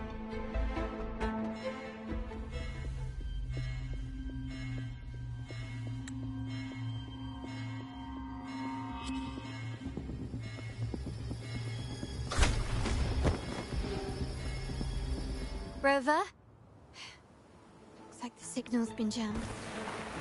Thank the Sentinel it didn't set off the central alarm. I should still be under the radar. Phew. And it saved me some footwork.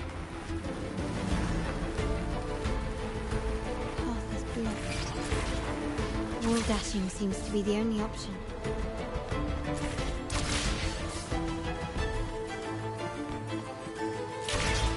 Is that a screen? Perhaps I can use grapple to pull it over. The future of Rinasitaaa rests with all of us.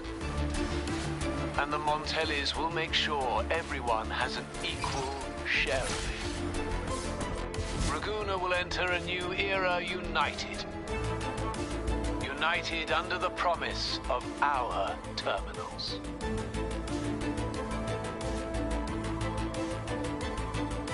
Huh.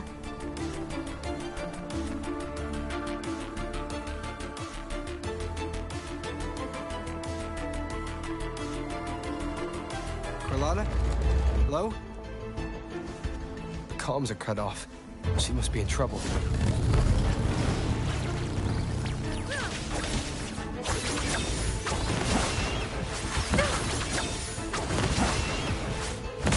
Nowhere to how to hurry up.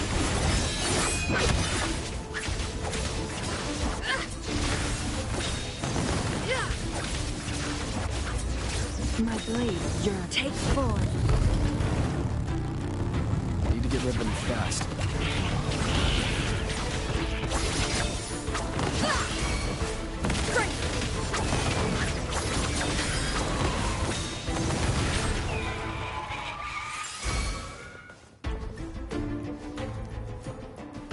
Take 4.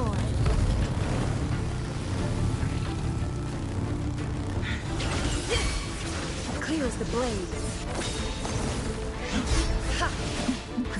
Be gone.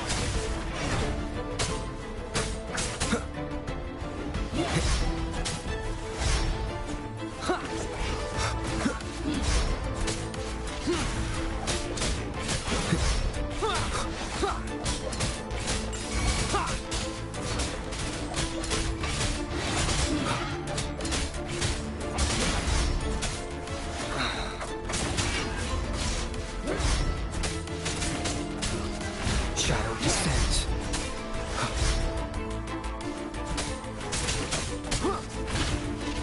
One sounds.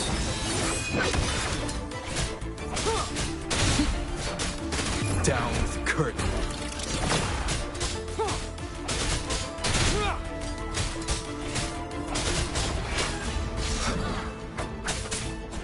The lockdown is lifted. I need to keep moving.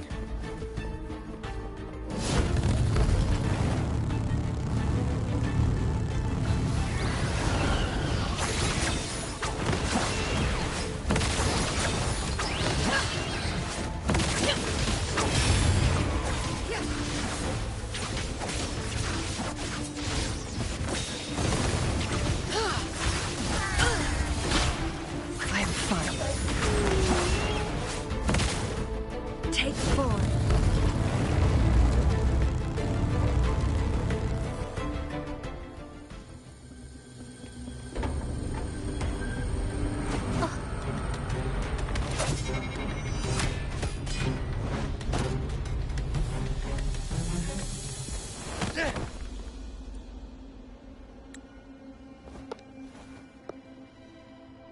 Impeccable timing, Rover.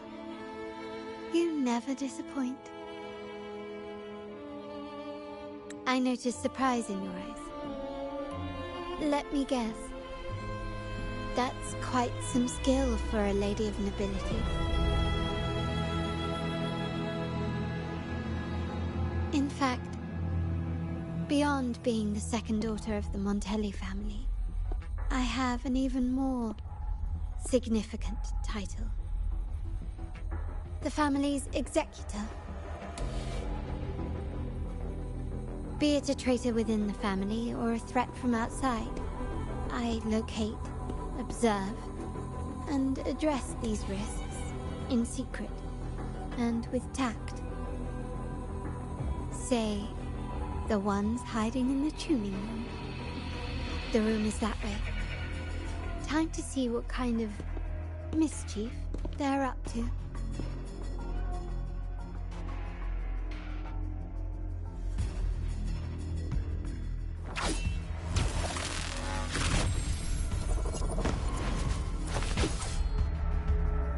It seems they've left a little surprise for us. But if they think this will stop you and me, then they're gravely mistaken.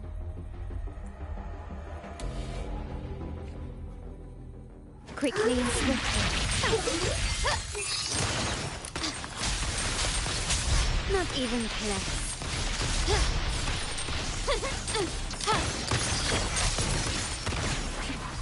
Still recognize me? You will yield. Glory demands more.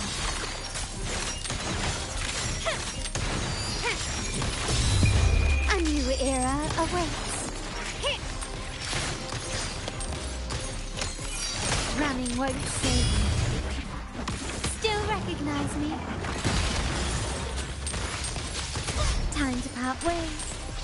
Stand down. Is that it? The stage is set.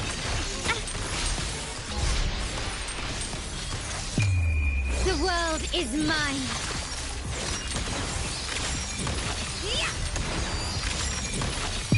In the name of the Montellis.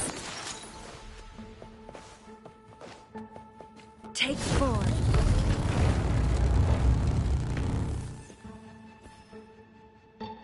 So, can you figure it out? Let's try again. The frequency of the tacit discords. What a genius idea. But I can't reverse engineer the frequency it's using. It seems like the key is not these flowers, but their creator.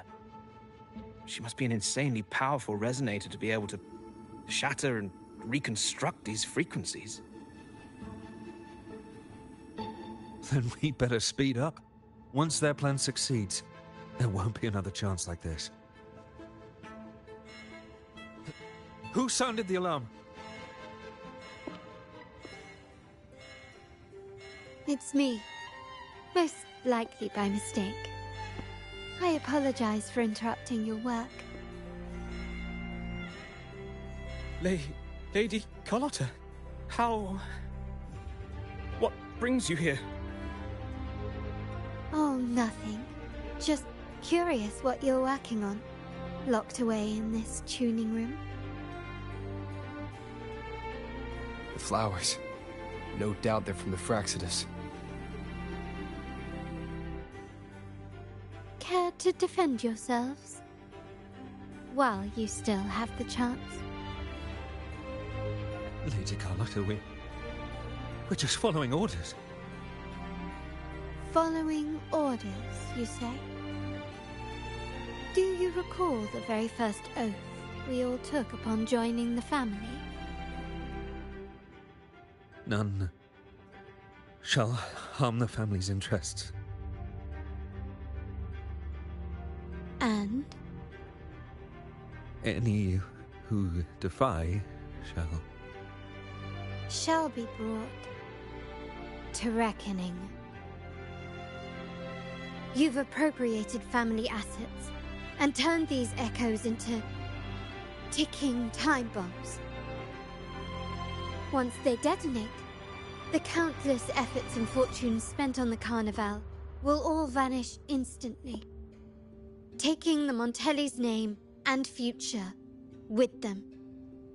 Lady Carlotta, please, we can explain.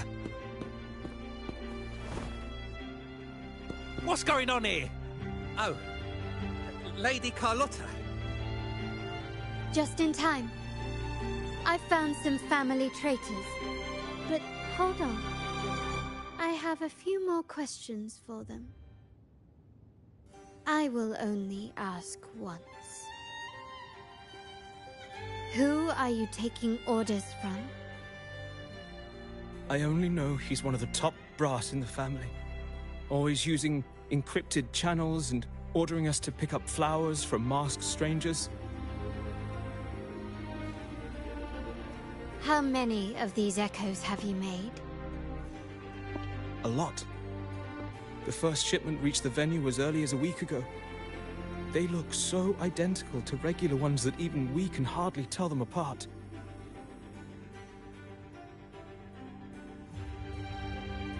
Good. Take them away and scrutinize all their recent transactions, including the source of every last credit.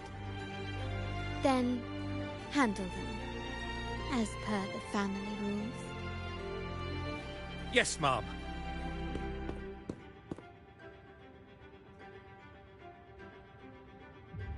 I appreciate your help, Rover.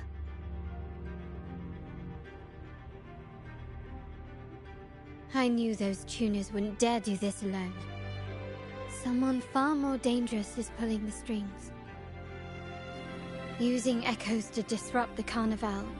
Having family weakness on a silver platter. Enemies within are far more deadly than those without. Their schemes won't prevail. I will not sit idly by and watch them ruin the long-awaited Carnival. We're done here. Let the guards take care of the rest. So, Miss Zani mentioned you heard the Sentinel's oracle when you met the Vitrium Dancer. Yes. Not directly, but close enough. The seasoned artisans in our family restored the Vitrium Dancer you retrieved and discovered something fascinating in its records. Come with me. This might answer your questions.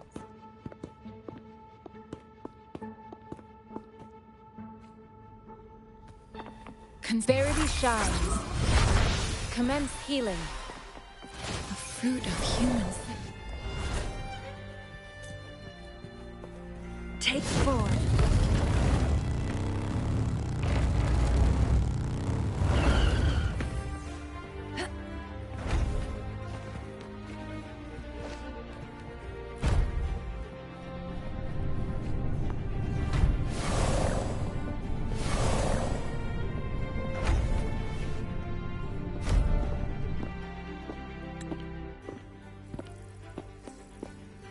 Here we are.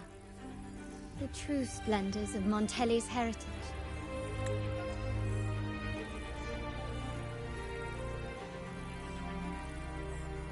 Are these all echoes in the cases? Yes. And no. They are echoes. But also the promise of Rinasita's future. And above all, freedom.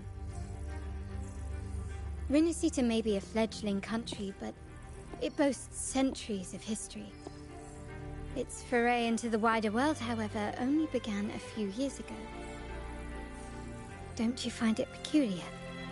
Rinasita, the land of echoes, leads the world in echo technology, yet stands so insular and unadventurous.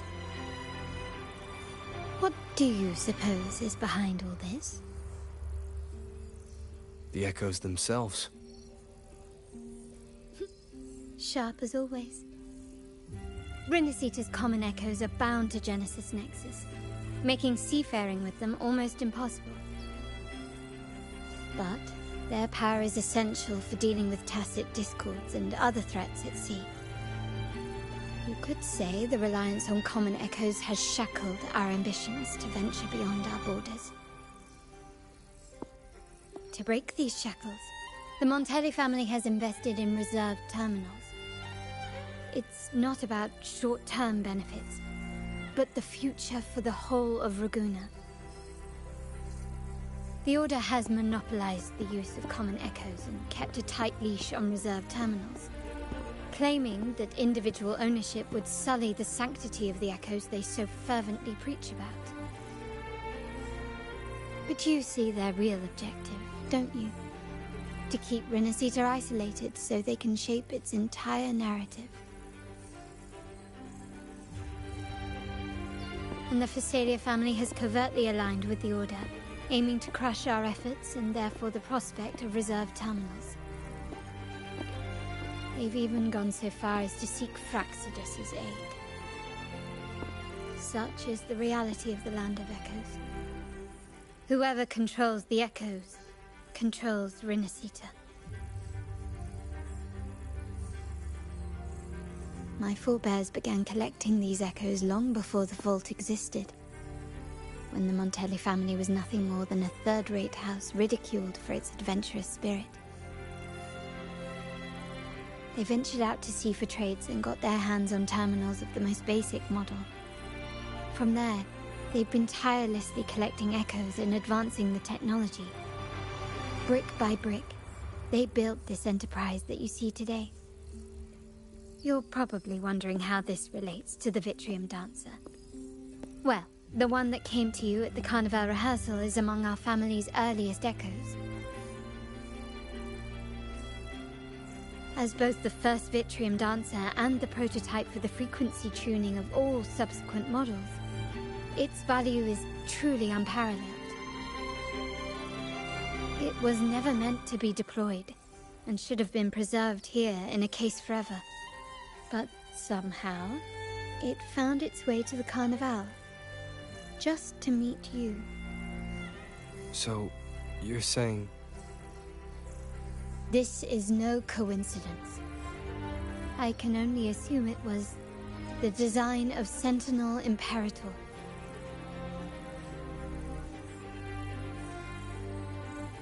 Here are some files about the Vitrium Dancer. Perhaps they can offer you some insights.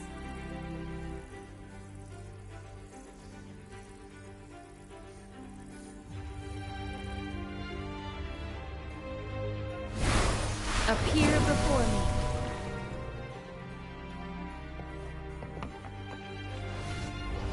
Take form.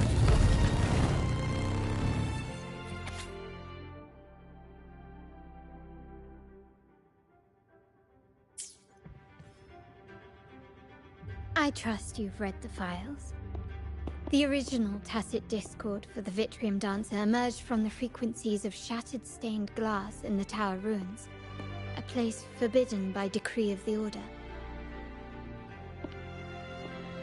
Before the Codex era, those stained glass windows were used to depict the tales of the Sentinel. Out of all of the echoes, they chose the Vitrium Dancer to deliver their message. Because...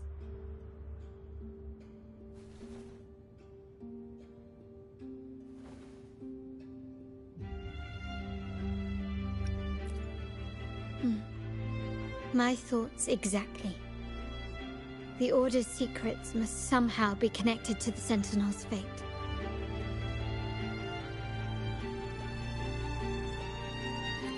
The Montellis have long pursued the buried secrets of Rinasitaaa. The Order's tampering with the Codex, and the mysterious erasure of the Age of Ignorance and the Age of Conflict from our history. If anything can break the chains around Rinasitaaa and grant freedom to all, it must be the truth.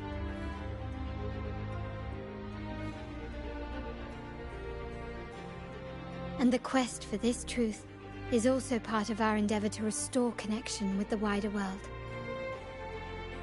Well, that's all I have to offer. Did you want to visit the ruins? Though I'm not sure what there is to uncover.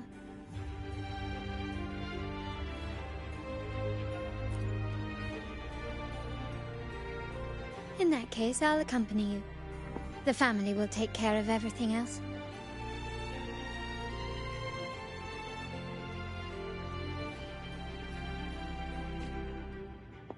Conception. Transmitting frequency. Take form.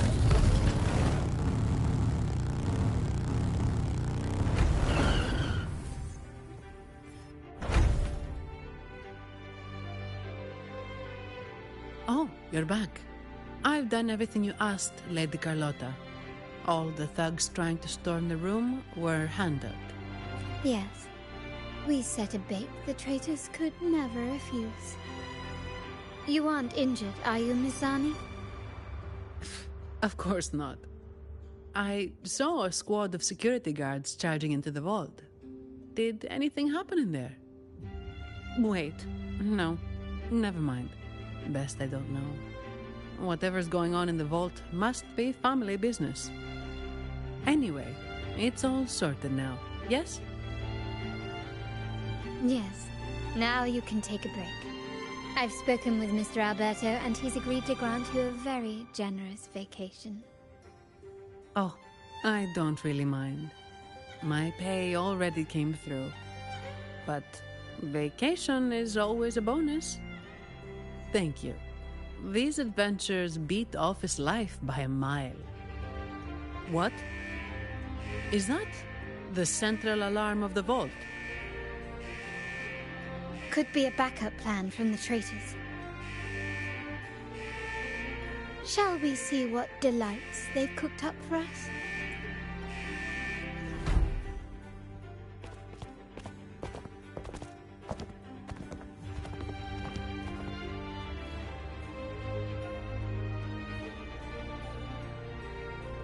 Lady Carlotta, we have a situation. The Guardian Echoes deployed outside the main entrance have gone rogue for unknown reasons. We've initiated Security Protocol 4, evacuating civilians and non-combat staff. Our security teams nearby are trying to suppress the Echoes, but... We are short-handed. Even the bank staff have been whisked away to the Carnival. Yes, Mom. If possible, could you authorize access to the Vault's Echo collection? That won't be necessary. I'll address this personally. But your safety? Don't worry. I've got her back. I'm with the bank's security team, and I've handled my fair share of these emergencies.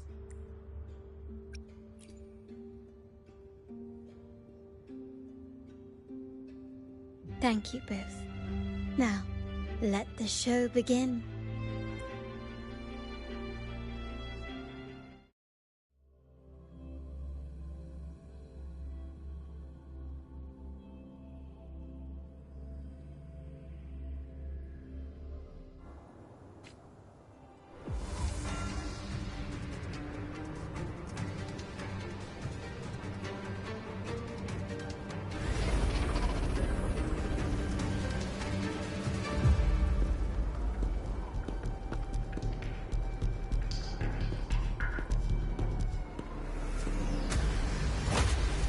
Make it quick and clean.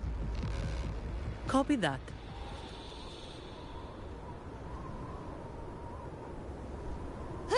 Quickly and swiftly.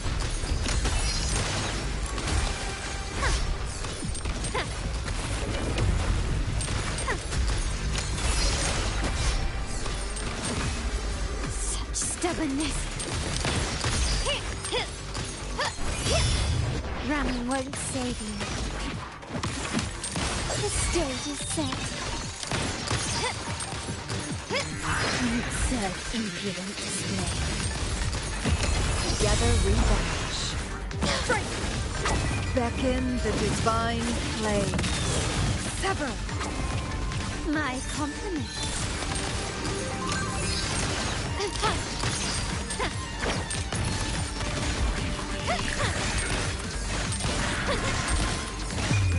The world is mine.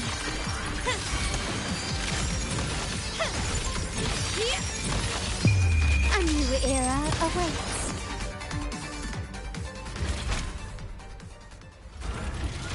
Mizani, do you mind handling the cleanup? I'm sorry, I just promised you a vacation. But looks like it will have to wait. Oh, it's fine. Just a bit of extra work. I can't stand by and watch my colleagues getting hurt. Besides, you have bigger things to worry about. Just let me handle this.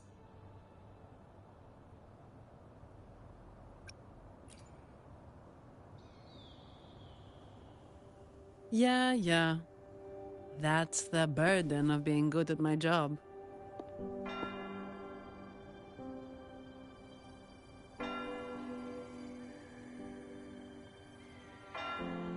There's more to this attack than it seems. The Order must have been behind it, right? Yes. At this juncture, neither the Fraxidus nor the Phassalias have any reason to interfere. It's some hidden truth about the Order the Sentinel is leading us towards. The traitors must be watching us, knowing truth is on the verge of revelation. I have a feeling that whatever's coming next will not be easy.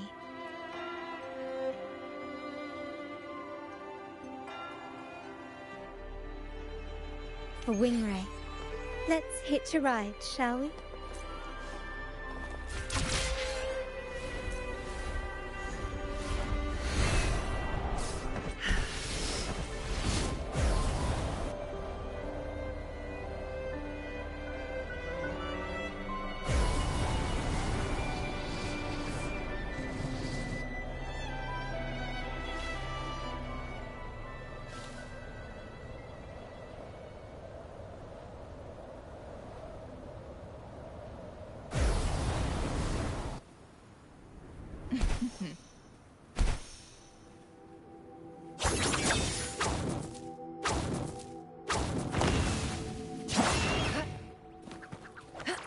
Guests of the unkind.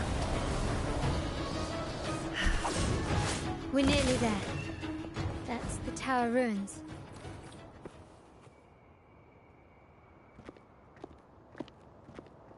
This is where my family first found the Vitrium Dancer.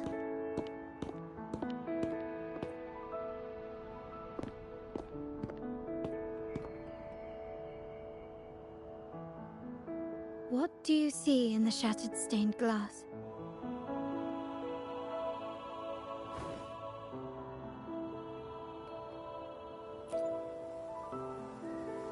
This seems to chronicle a legend of the Sentinel, and the tale of how the first Primus founded the Order. I've learned of this history before, but many details have faded over time.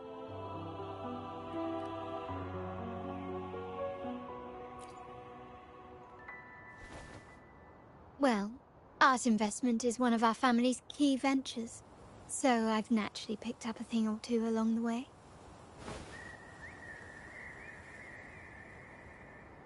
There's a stone tablet over there. It might offer some clues about these stained glass images.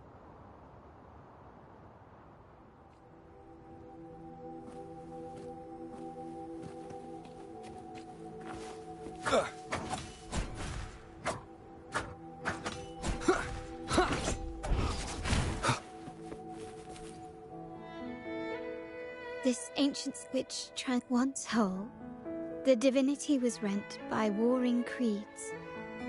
From their holy wounds sprang the curse, "On this day shall I depart." Though the woes of Rinasitaaa yet endure, the shattered divinity hath chosen their herald. On the grandest of days, the maiden, crowned with golden laurel, shall commune with the divinity.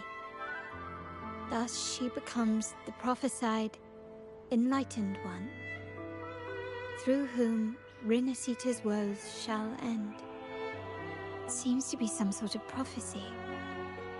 We might have to piece together the clues from both the stone tablet and the stained glass to unravel the secrets. These ancient relics that spawn tacit discords often carry special frequencies, likely the key to restoring them. Let's use the terminal sensor to reconstruct their frequencies and align them with the tablet's inscriptions.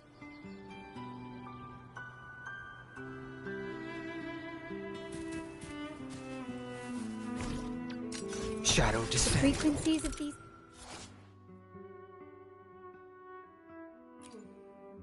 have been reconstructed. Now we only need to assemble them onto the stained glass. The last step to uncover the secrets.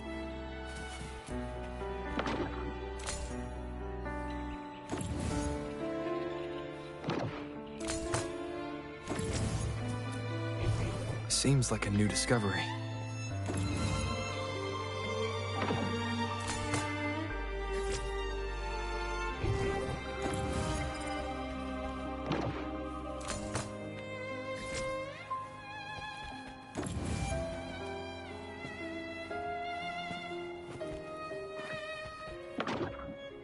This seems to depict the people of Rinasitaaa torn into two warring factions.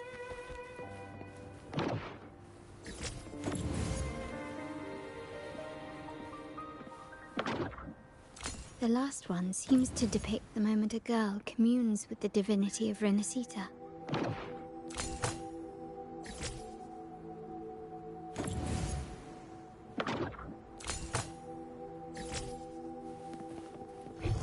Seems like a new discovery.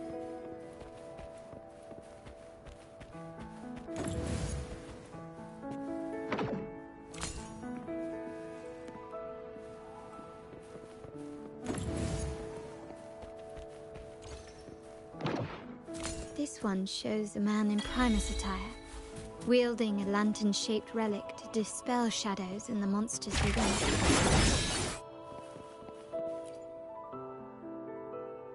It's done. Now, let's see.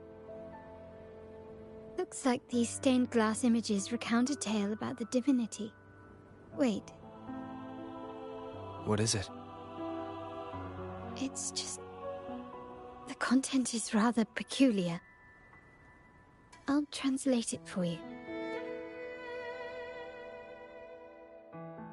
Together with the inscriptions on the tablet, it should be...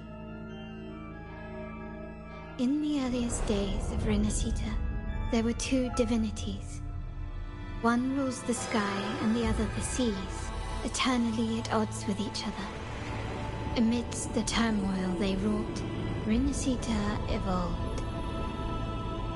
In those times of legend, people waged war over their disparate fates. All this was ended by an unprecedented TD outbreak. The Dark Tide, so was it known. It ravaged a great part of Rinasitaaa. After the Dark Tide, Napoli, the first Primus, restored civilization from the ashes. He founded the Order to guide the broken Laguna. Yet, not long after, he went to be with the divinity. On his deathbed, he spoke to the believers. Once whole, the divinity was rent by warring creeds. From their holy wounds sprang the curse of Dark Tide. Though the woes of Rinasitaaa yet endure, the shattered divinity hath chosen their herald. On the grandest of days, the maiden, crowned with golden laurel, shall commune with the divinity. Thus she becomes the prophesied enlightened one, through whom Rinasitaa's woes shall end. Then, the divinity shall return to its true form, and Rinasitaaa, under its glory, shall be a paradise, free of suffering.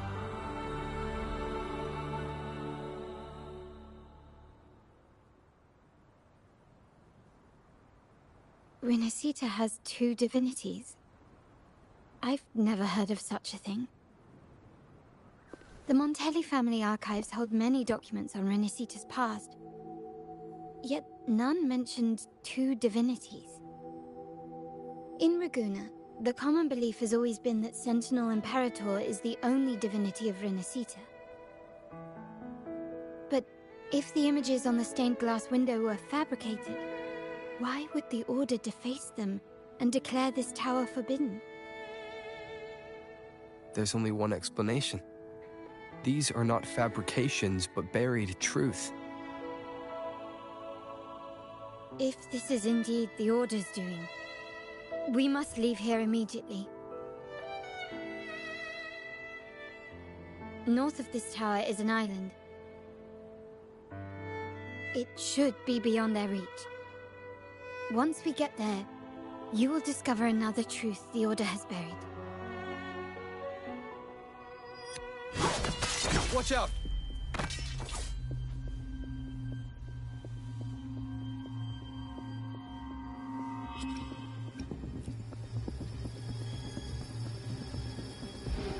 Interesting.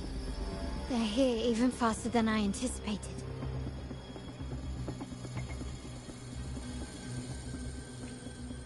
Apparently, the Order believes the images on the stained glass to be real. They wouldn't even hesitate to break their facade of neutrality, just to ensure we don't take the secrets out alive.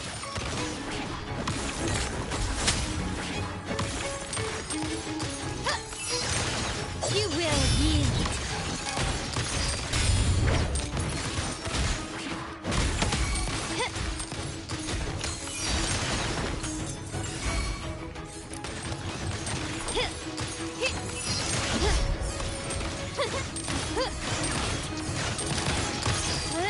Take this! Victory favors me!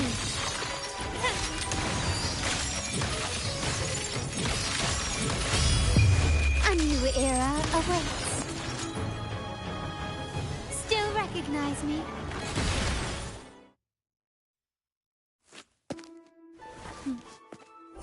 Keep it safe. I'll handle the rest.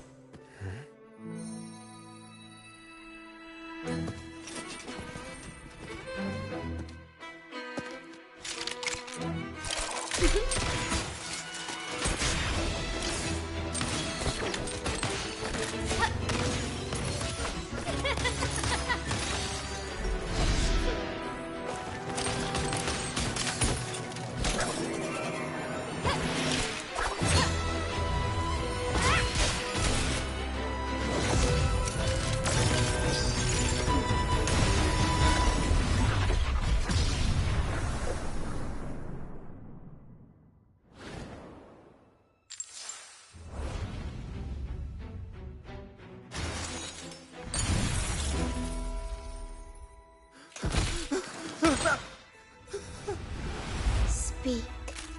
Who gave you the order?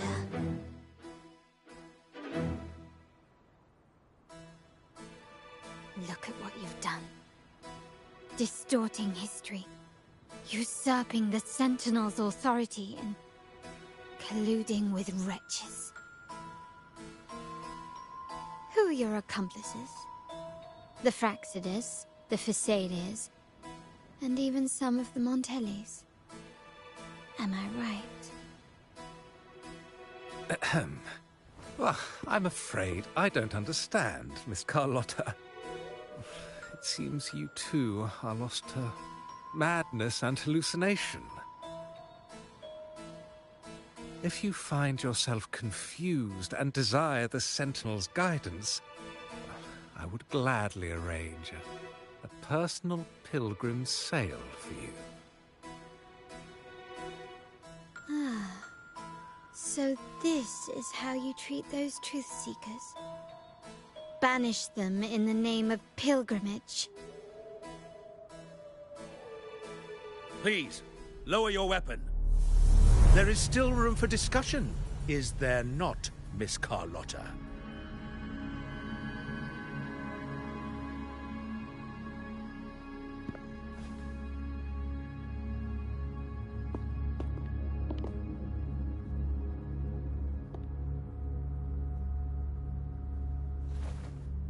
Stand down.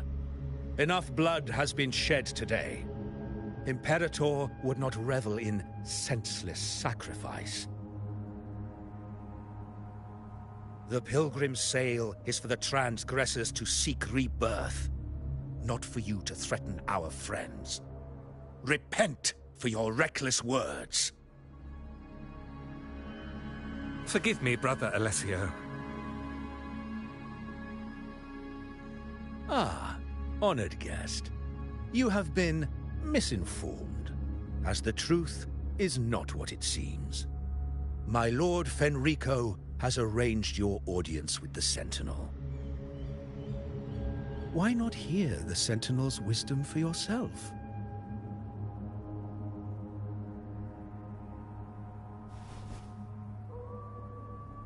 Of course. If Lord Fenrico is the true Enlightened One. However, the prophecy speaks of a maiden as the Enlightened One. Is that why you destroyed the stained glass? To pass Fenrico off as the Enlightened One? So he can seize the Sentinel's power and rule Raguna?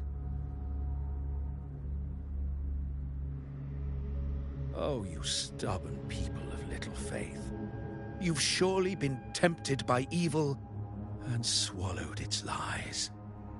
Lord Fenrico is the undeniable Enlightened One and will guide us all. Well, I see no point in debating doctrine with you. Let's move on to a more concrete subject. Now, Miss Carlotta, which one do you think is more important to the Montelli family? Is it profit?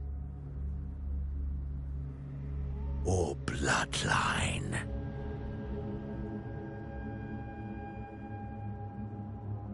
How? That's Uncle Capello's pendant. What did you do to him? Good question. What did we do indeed? Quite a faithful one he was. Wouldn't hand over this pendant, the emblem of his faith. But we managed to persuade him. Whether he should be deemed faithful now depends entirely on your actions. And you know what will become of him if we decide his devotion is weak and unworthy.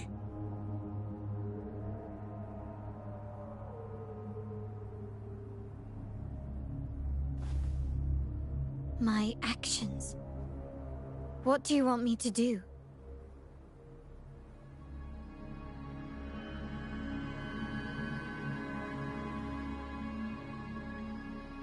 Raise your weapon, faithful Carlotta. Choose wisely now. Where shall you aim? Whose heart will taste your bullet?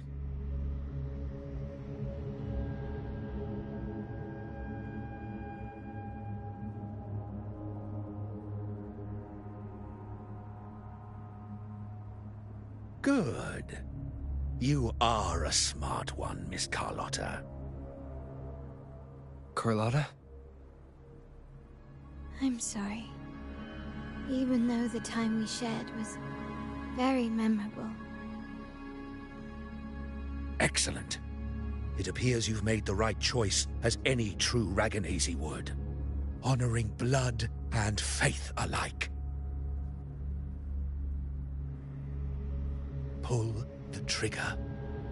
End this transgressor's life. The Sentinel shall host a supreme banquet for you in the high heavens.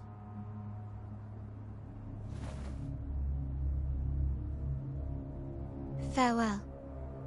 And may you meet your friends, where it all ends.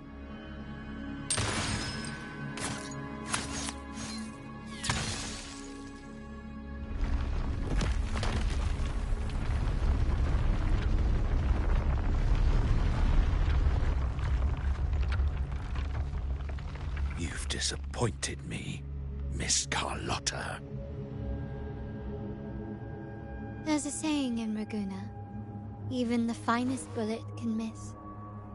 It was only a mistake. So be it. I shouldn't question your faith over such a mishap. It is, after all, insignificant in the grand scheme of the divinity.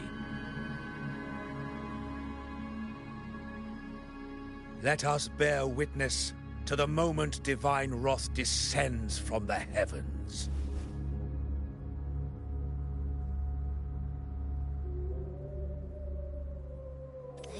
That was close. I really thought the bullet was coming for us.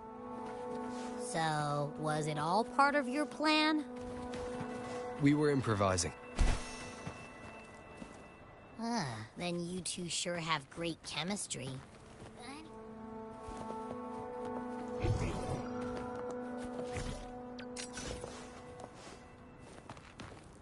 Bad guys are still after us, so let's get out of here.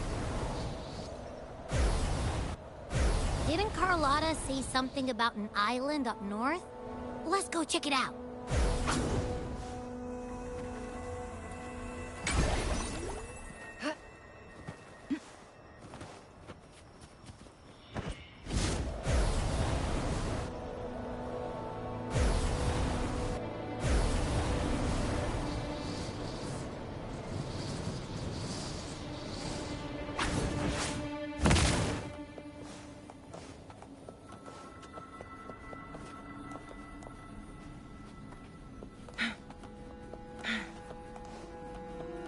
Take 4.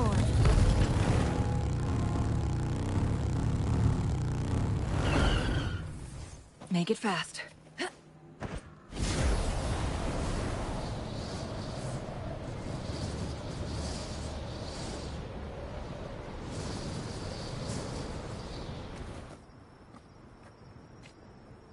Wait, heads up! Something huge is coming at us! Watch his flames! Quick, get to that clearing!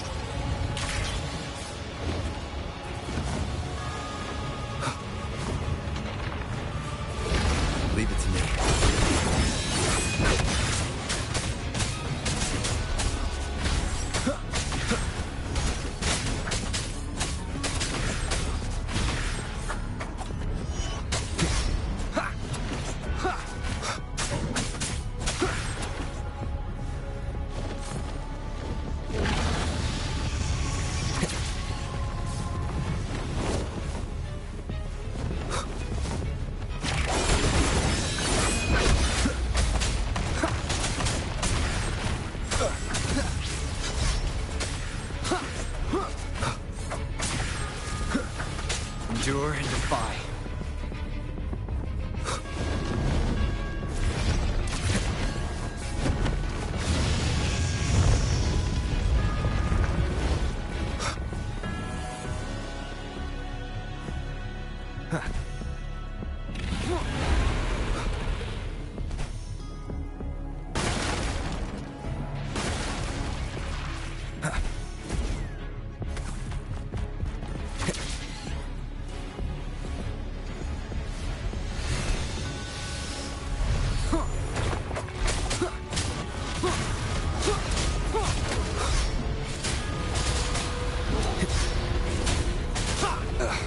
Bad timing. One with the sounds.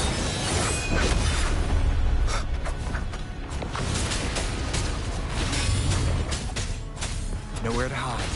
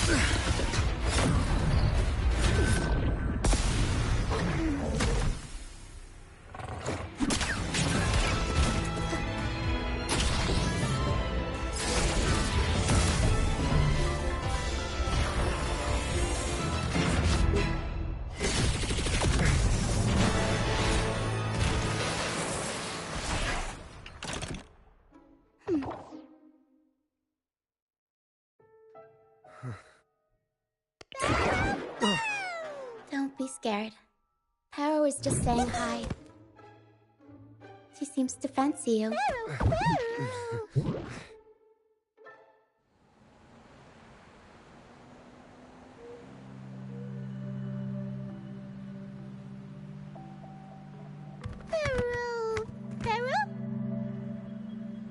I'm not exactly one for formal introductions, Paro.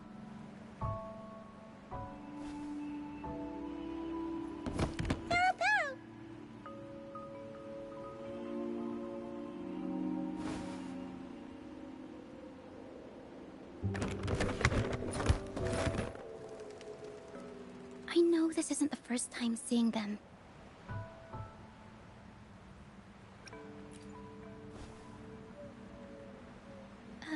Hello, I'm Ochia. We've met before on Brand's ship. I was in this box.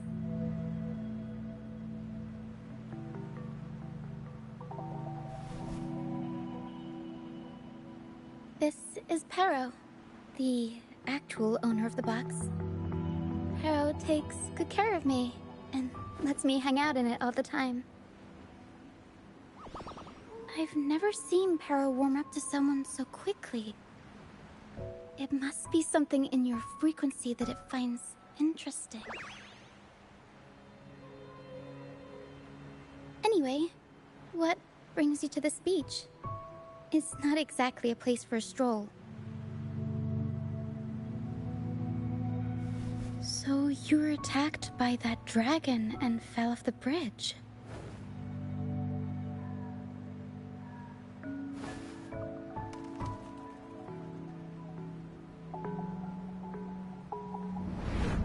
I'm guessing it was Abby who saved you. It probably exhausted itself and retreated back into your body to rest. I can still sense Abby's frequency, even if it's faint. What triggered Abby to come out? Something it could absorb? But then, why didn't it work?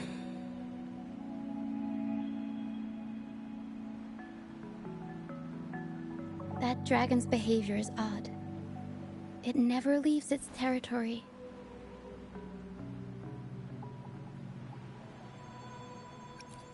Long ago, this place was a sacred spot for the Order's pilgrims. Then, the dark tide hit, and all those reverberations left behind twisted things up. The remnant clouds from the Sea of Clouds drew hordes of tacit discords here. Now, their whispers fill the air, turning this once holy place of pilgrimage into the penitent's end. This Dragon of Dirge is a local tacit discord. It grows by feeding on the others. We were supposed to pick you up like Miss Carlotta planned, but things went sideways.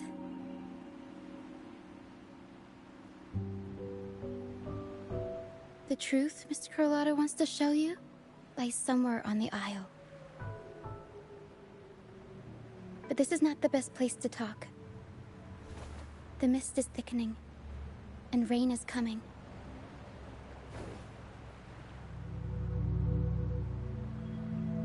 The mist is dangerous here. It traps reverberations, and when it collects enough, they quickly form into tacit discords.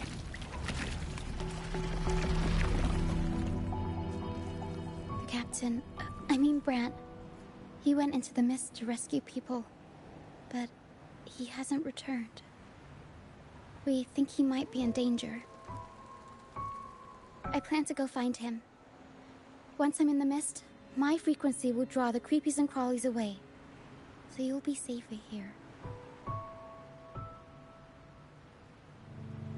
Just in case, take this to mask your frequency and defend yourself.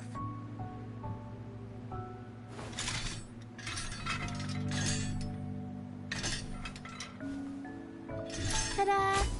Fireworks pistol. One shot and it'll send the tacit discords packing.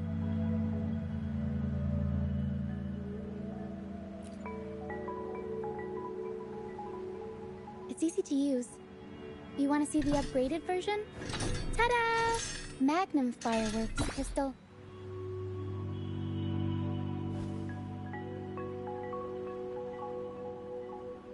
Use it to protect yourself. Our troop will bring you to our base soon and tell you the truth we've uncovered. I'll join you once I find Brant.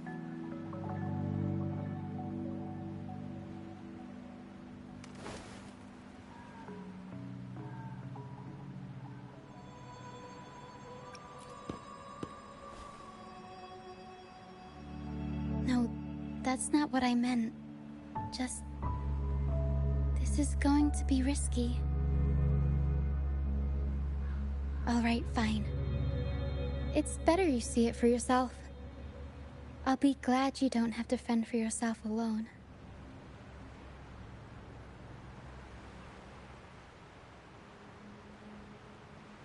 See that lighthouse? It's the only safe place in the mist. We'll head there. Brant might have taken shelter there too. Once we find him, we'll find the truth you're after.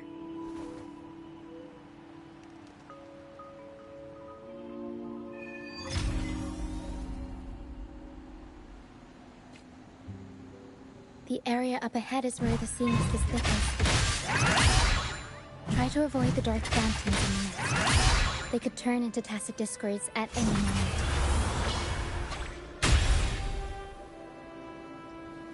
I'll warm up the crowd.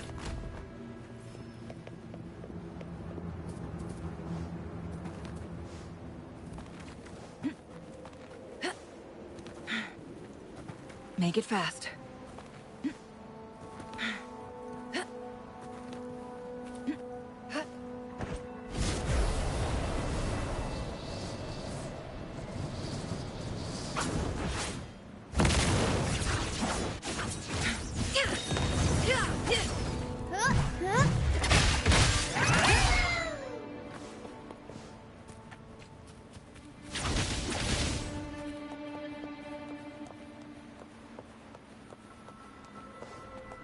Make it fast. Take 4.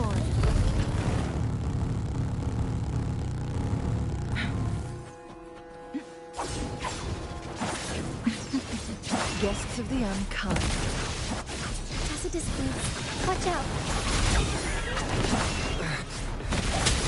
What? I can't control my forte.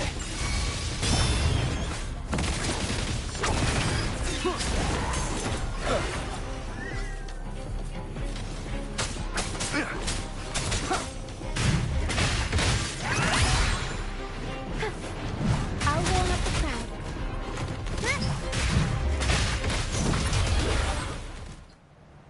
The high levels of corrupted remnant energy in the mist are disrupting our frequency stability. I can help with that.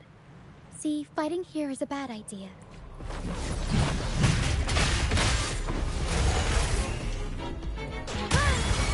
Mamma mia! Avanti! Figurati! Huh?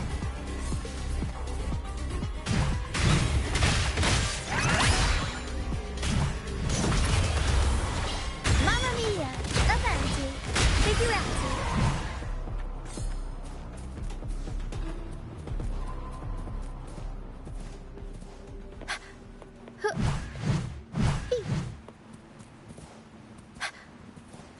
Take form. Make it fast.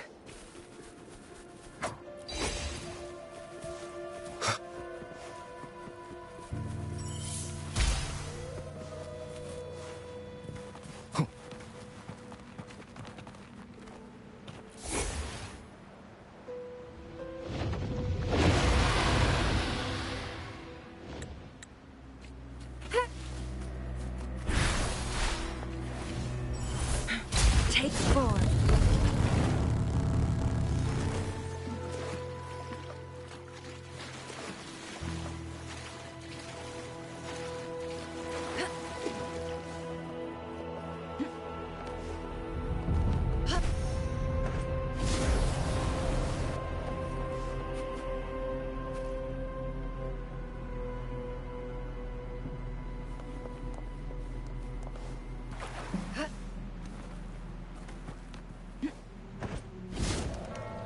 Make it fast. Come.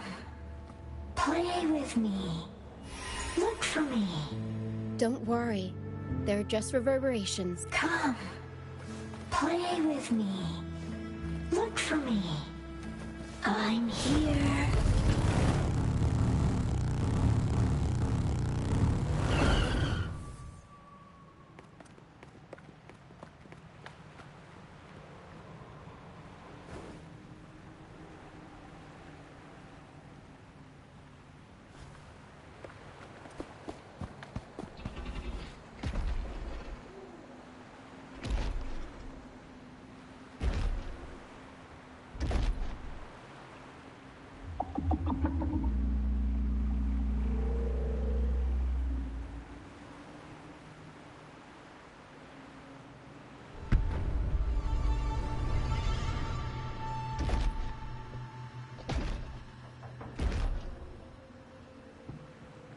Did it lead us this way because it sensed the dragon? Possibly. Phantoms are sensitive to frequencies, so navigating the mist is second nature for them. The game isn't over. Here, come quickly. I think I figured out what they're doing. We'll be out of the mist soon.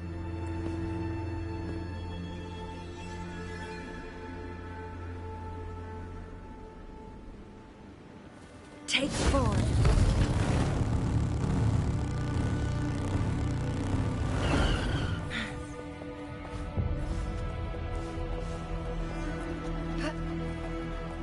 Make it fast.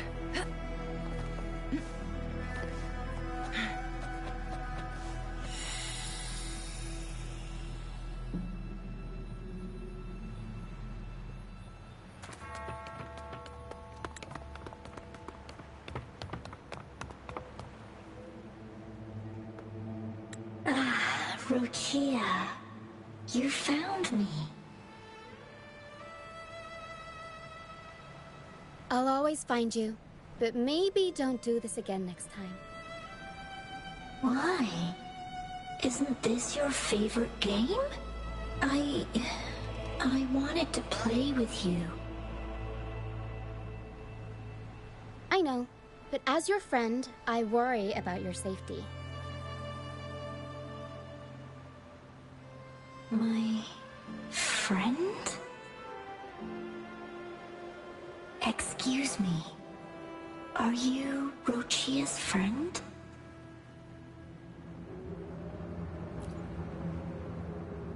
Ah, how wonderful. You're not alone anymore, Rochia.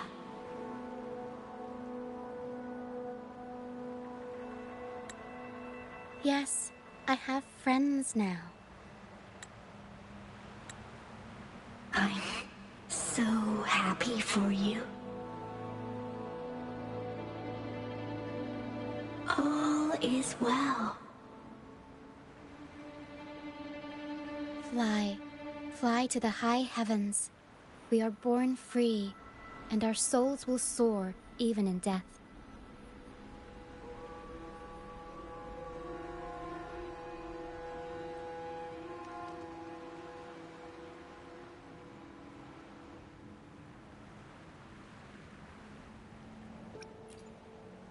Golden phantoms are reverberations, mixed with the frequencies left behind by people who've passed away.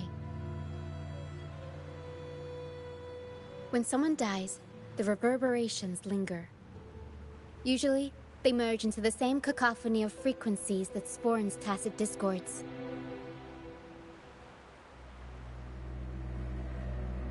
But sometimes, a trace of their final will remains, and the mist shapes this into phantoms.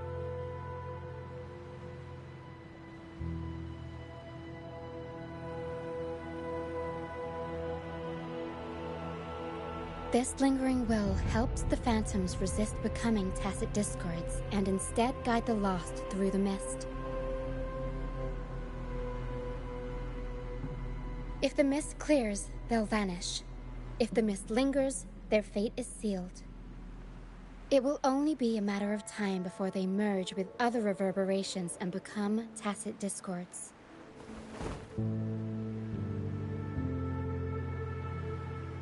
Their final frequencies tend to cling to certain objects, like this Lucianite here. I collect them as proof that they once lived.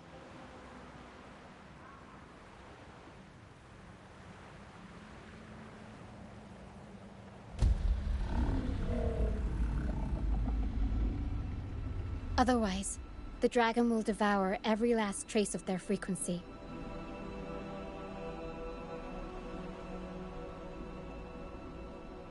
The mist is thinning. That stranded ship ahead looks like...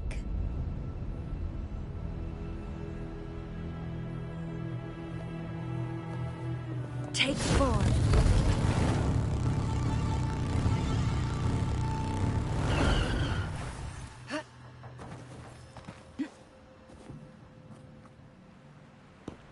A pilgrim sail.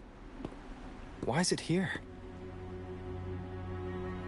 In Raguna, those who break the law are sent to the Order Tribunal for sentencing. Those who violate the sacred doctrines are branded as fools and sent away on the pilgrim's sail.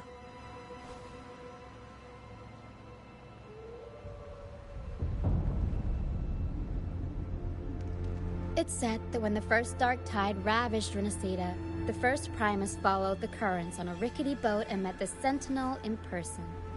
That's where the pilgrim's sail tradition came from.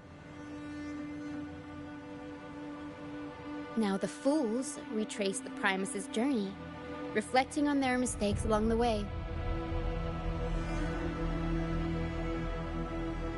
There's a strong undercurrent around this isle, likely caused by that first dark tide. It drags all pilgrim sails here unless the ship's course is altered.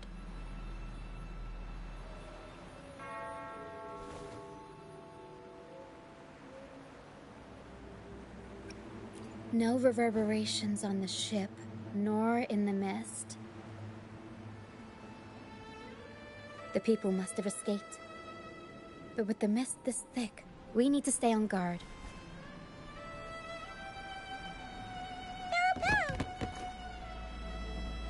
This way. Head to the lighthouse. I hear the sounds of fighting. Watch out. Tacit discords are gathering. Looks like our brief intermission is over. Time to let the ghosts have their moment on stage. Come on then! Let the flames of battle ignite our souls! Wait, is that Brant? Only Brant would call them ghosts with that kind of flair. It must be him. But I can't tell where he is in the mist. Anyway, let's... The show's over, ghosts. Time to take your final bow. Watch your back. A marvelous shot. You've earned your stripes, first mate. You're welcome. But if you tilted your head just 10 centimeters to the left, it wouldn't have been the Discord's head that got popped. It'd be yours.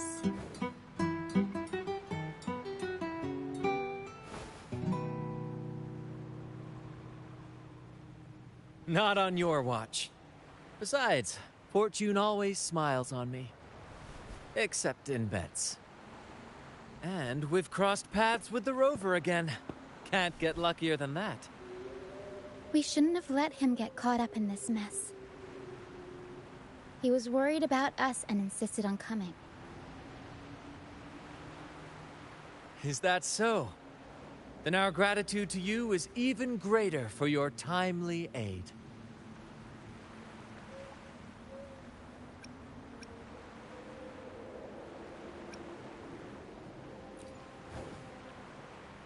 To find the brightest truth, one must delve into the deepest shadows. Such bravery deserves to be hailed, my friend. Where is everyone on the Pilgrim sail? I was patrolling the coast earlier when I saw their ship drifting into the mist.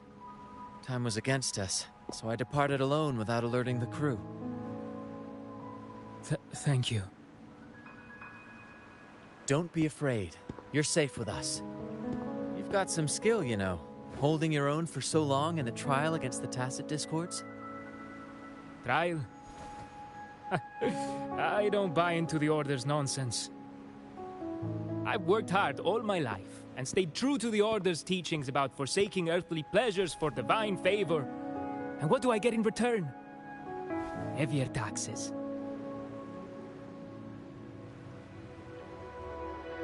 When pirates ransacked my merchant fleet, leaving me with nothing, I turned to the Order for help. They said it was a divine trial and left me to rot. I stood before the Sentinel statue, asking if my suffering was really their will. But all I got was silence. Why should I wait for peace in the afterlife when I could be living for today? How is that a crime? As for salvation, I don't believe in it. And I certainly don't need it. Here's a proposal. How about joining our troop? We are wanderers, adrift upon the seas. Or perhaps you're more familiar with the name, the Troop of Fools? The Troop of Fools? Could it be? Yes, we are, like you, by the Order's decree, marked as fools. Fools on the Pilgrim sail often meet their demise in a storm, or they're swallowed by the waves. Even if they do survive, they still face hunger, thirst, and the unforgiving wrath of nature. Maybe it's luck that brought you here so swiftly. And unharmed at that. Look around. This is all that remains of the Pilgrim sail. This is always their final destination. Where the fools meet their end. Yes, the pilgrimage is nothing but a banishment in disguise. The path to salvation they speak of doesn't exist. Otherwise, how could this once sacred place now look like such a hellish wasteland? Wait. Sacred place? No wonder the others were talking about it on the ship. They believed the Order's promise that prayers at the sacrificial arena would grant them forgiveness. They must be heading up the mountain now. I didn't expect their faith to lead them that far. If only they knew it was just one of the Order's lies. Captain! First mate! We're here to help! More hands make light work. I called in some help to escort him back to the base once the mist cleared. Ah, the first mate's foresight is unmatched. And the three of us can head up the mountain. But beware, my friend.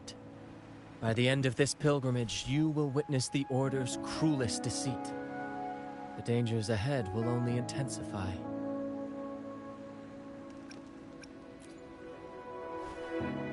Please, save them. I hope it's not too late. Don't worry. There's more to our troop than you think. This wing ray can fly us up the mountain. You two go first. You'll find I'm very convenient to bring along.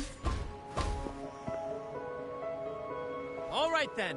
All hands, prepare to ascend!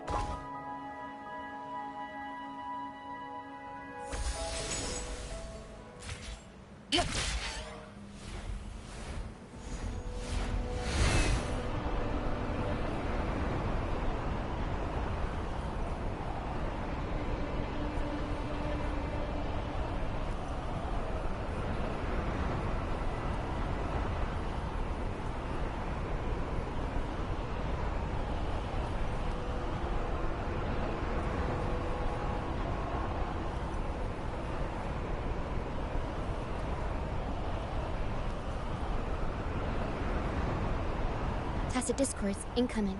Stay alert, everyone.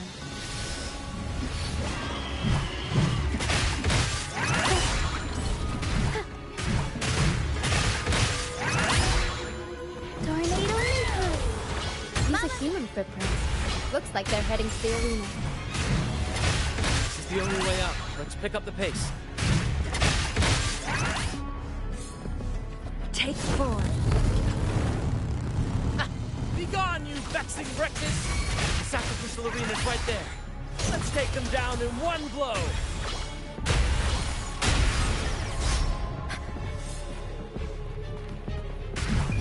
Time for some crowd work!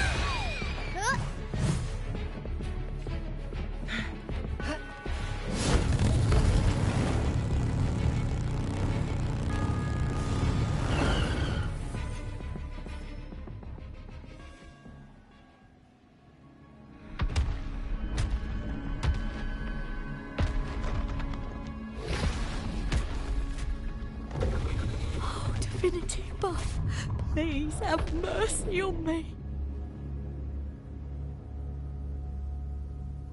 Is this some kind of test for me? I see. No matter how harsh the punishment, I'll take it. Even if... Even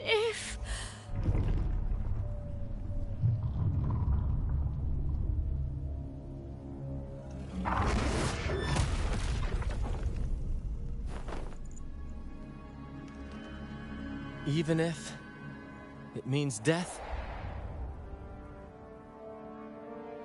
We've never done anything that warrants paying with our lives.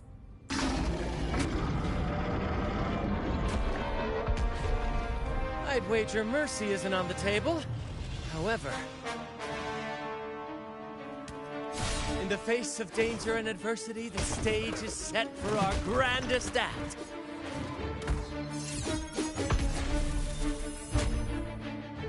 Brant, you handle the Tacit discords. I've got the dragon.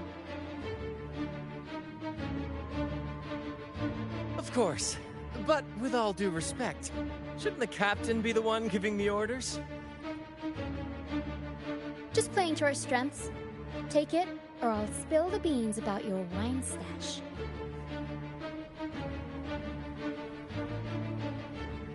Why, aye, first mate.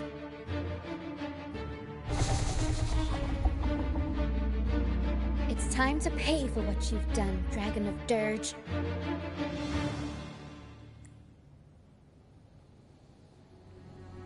Guests of the unkind. Move it fast. Ha! Frost. Sever!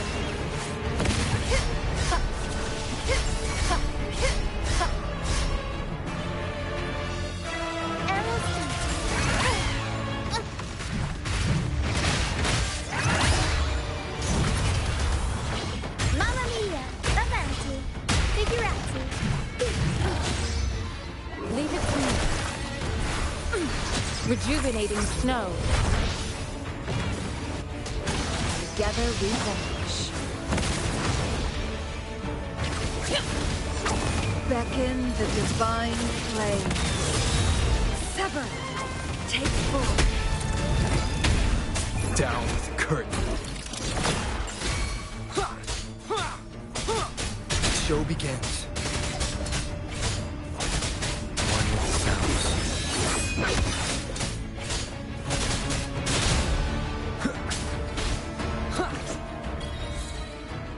Leave it to me.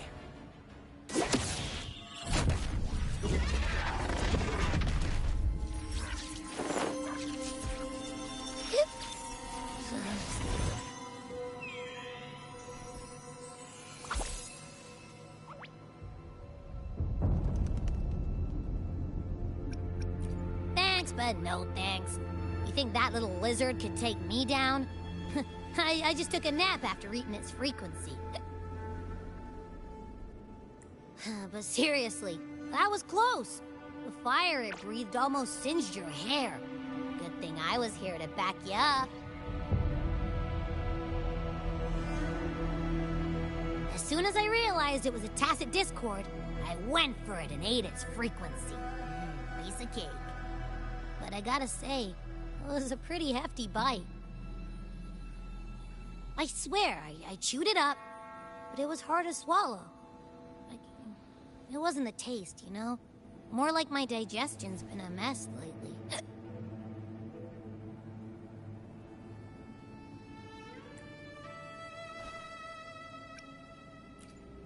That's not the point.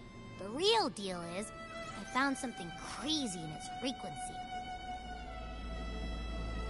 You said you somehow experienced empathy with the tacit discord back in Jinzhou, right? How about trying that again with this guy?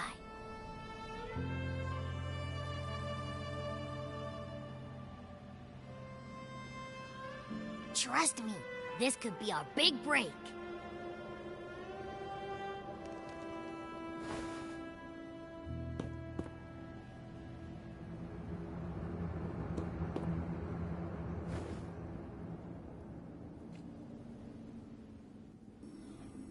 Gehenna, a wretched soul mourned by none. You are reborn to fulfill our sacred rite, illuminate the path of salvation. Become the fiery hand of judgment, purging all transgressions. Cleanse every soul ensnared by their own indulgence. Those who cannot withstand the trial by fire shall forever be barred from our pure land.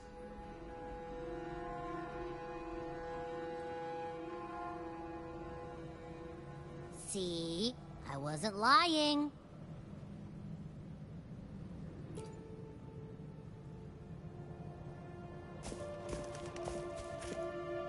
Tacit Discord's frequencies are perpetually fading, inching toward their end. Their only way to maintain their existence is to consume other frequencies as food. The dark tide and mist enveloping this isle have drawn in countless Tacit Discords. Their frequencies should have been enough to feed the dragon. If what you saw is true, then the Order must have used some trick to control the dragon, making its frequency fade away faster than it should. That means they could be responsible for why the dragon began attacking all living beings, including humans. In time, it ended up becoming a harbinger of death. I found this during the previous battle. It seems the Fraxidus had their hand in this case as well. So you know them too. Seems we have much to discuss. Our troupe usually earns a living by performing on the nearby islands. Sometimes we take on escort missions for merchant ships as well. That's how we first got acquainted with the Fraxidus. At first, they were just lurking about, raiding ships. But as the Carnival drew near, their actions grew suspicious. We noticed them lingering around a certain sea. Remember Cetus the Tidebreaker? The creature that attacked you when we first met? After we parted ways, we went searching for it to find out what had gone wrong.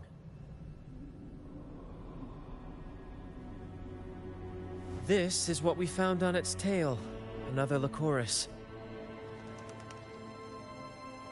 Alas, the Tidebreaker slipped away into the deep beyond our reach. Still, this bloom leaves no doubt. The Fraxidus is behind its strange behavior. We saw what they did to the dragon. The Cetus's violent outburst must be their doing as well.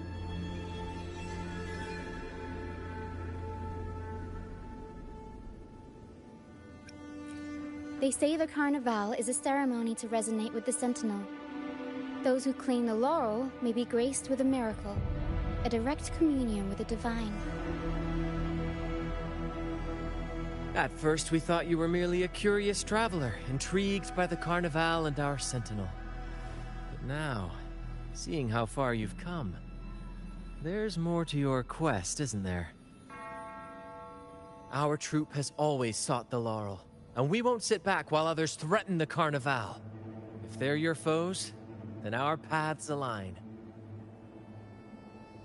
Remember I mentioned one of ours who once claimed the laurel? He wasn't with us when we first met. But once we reach our base, you can speak with him about the Sentinel. It won't be long now. After such an adventure, a well-earned rest awaits.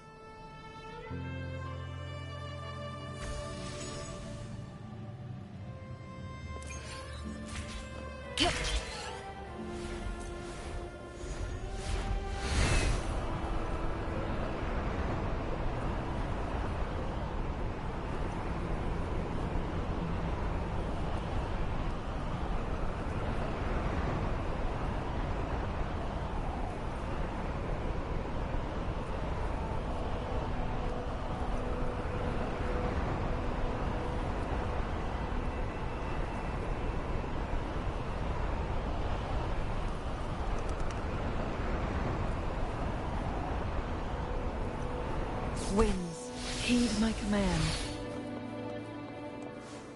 Take 4.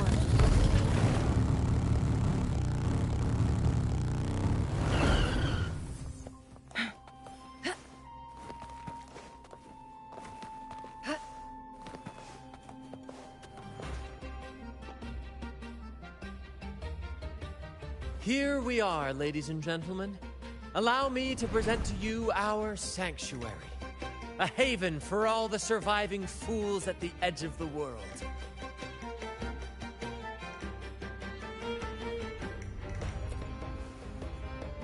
It is, my friend.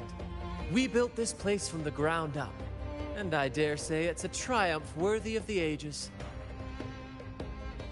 The mist does shield us from the Order, but it brings its own set of problems. Precisely why we must tackle its effects without delay. By the way, if you'd like to speak with Mr. Bardolino, our laureate, you'll find his tent deep within the base. Feel free to talk to the others while we handle our tasks. We'll catch up once we're done.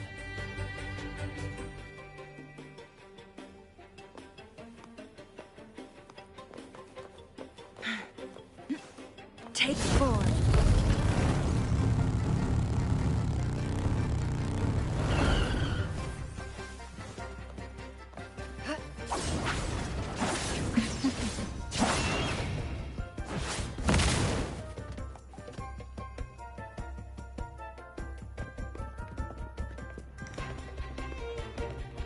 Relax, young man.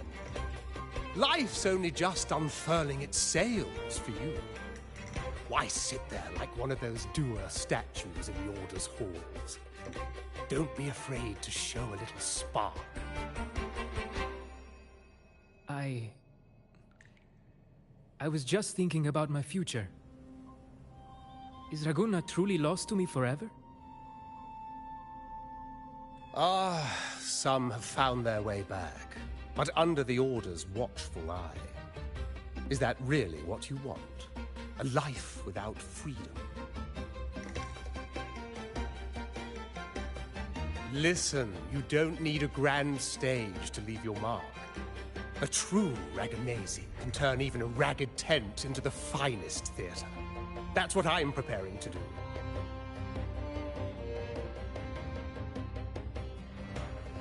I might be an old man now, but don't let that fool you. I was once crowned with the laurel, you know. You? Are you Mr. Bardolino? In the flesh. Ha ha ha ha!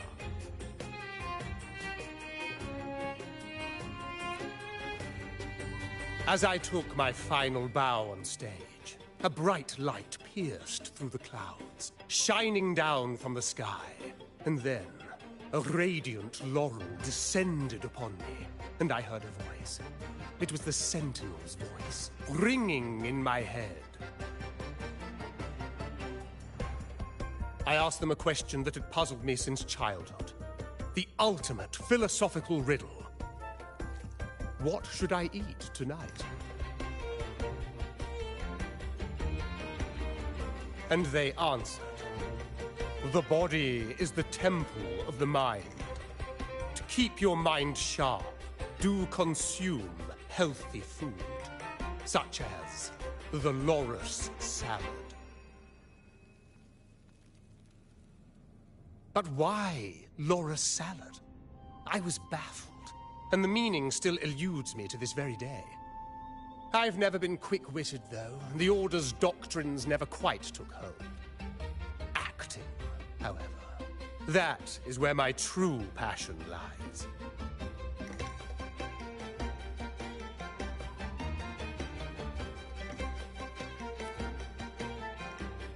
But why did a blessed laureate like you get banished by the Order?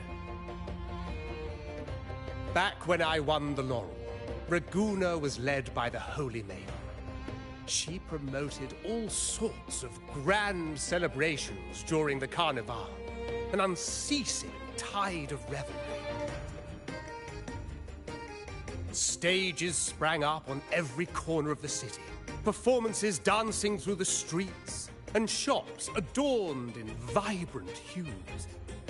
Even on rainy nights, you could still hear music playing in the square. Some performers wove their critiques into their acts. Sharp as she was, the Holy Maiden noticed. She refined city policy with each whisper of dissent.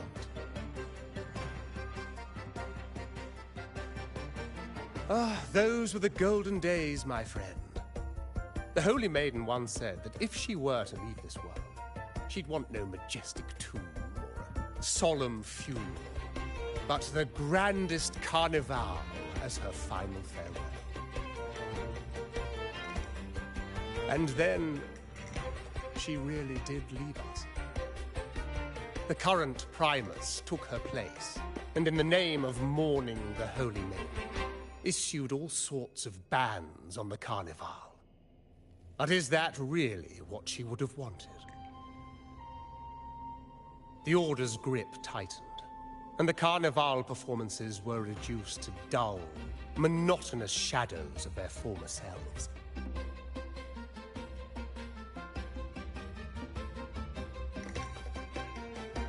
One year, I strung a wire from a gondola to the top of the clock tower in Liberty Square, and another from the tower to the Thessalia's mansion. Then, I disguised myself as one of the LaGuardia to fool the acolytes, and climbed to the roof along the wire. Midway through the Order's performance, I hopped on a wing ray with a cloudcaster, showering the entire city with flowers. Yes, it was a magnificent sight. The wing ray soared higher than the acolytes could reach. They couldn't do anything but watch golden pink petals rain from the sky for 3 whole days. They struggled to clean up the flowers from the streets, and it took a downpour to wash them all away. That cloudcaster, adapted from a music van, became the prototype for the one we use on stage today.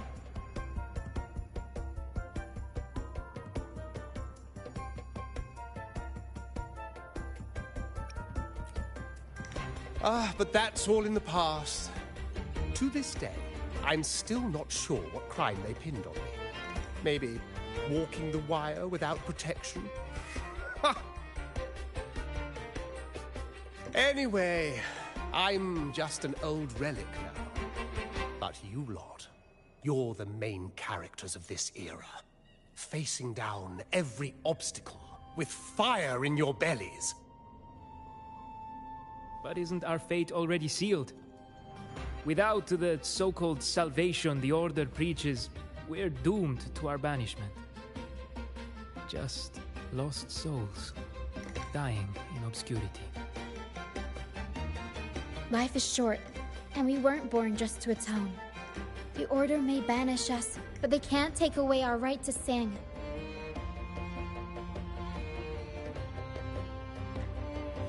Death is one of many possible ends, but it's certainly not the worst. Perhaps being forgotten is what the Order wanted for us.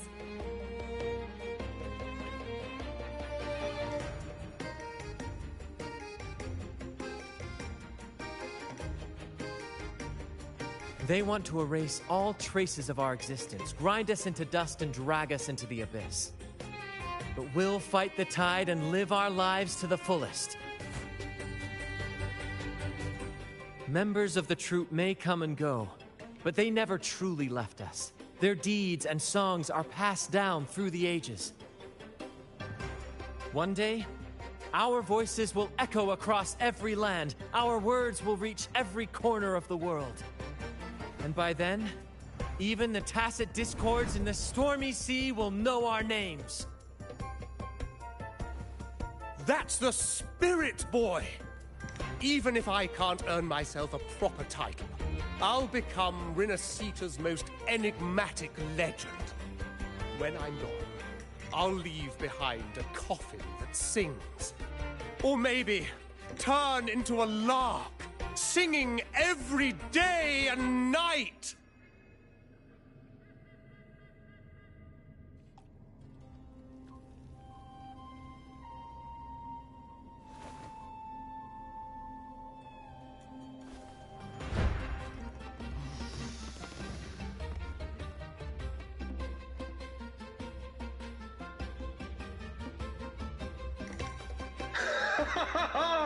What say you, Brad?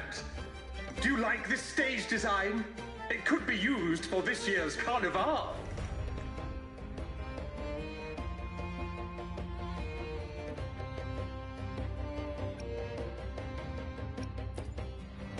Our little chat reminded me of those good old days.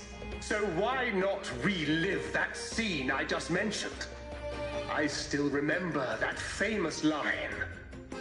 Even without wings, we can still soar to the heavens. Now that you mention it, that is a very good question.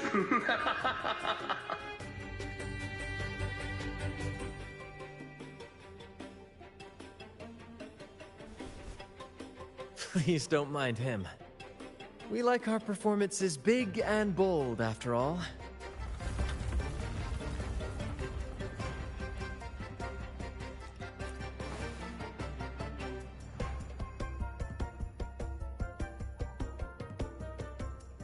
That fight with the dragon probably messed with the mountain's stability. If Bardolino keeps moving around up there, it could get dangerous. We need to find a way to get him down, and fast. We might need your help with this. Tara should have some useful items in her box.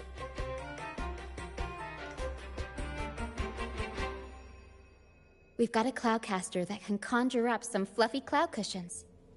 They'd make the perfect stairs to reach Mr. Bartolino, or catch him for a soft landing. But some of its parts have been borrowed by other troop members.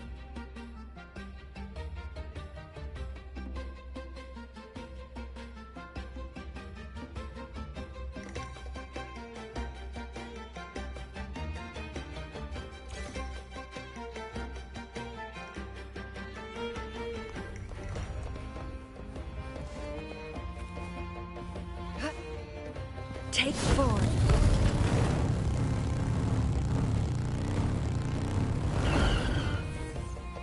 Come on, fish. Come to my net. Yeah, we scavenge.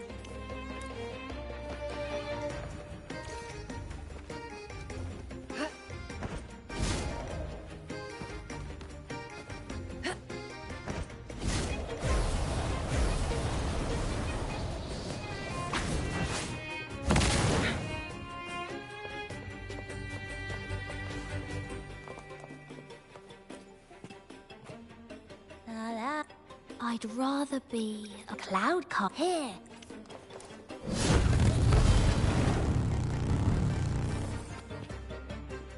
Sailors cheer. The cloud, here it is. Good.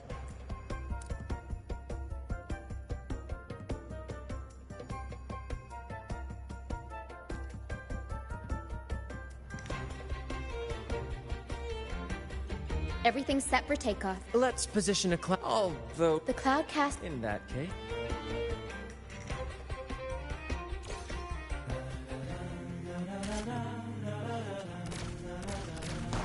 Almost done. Oh, thank you, dear boy.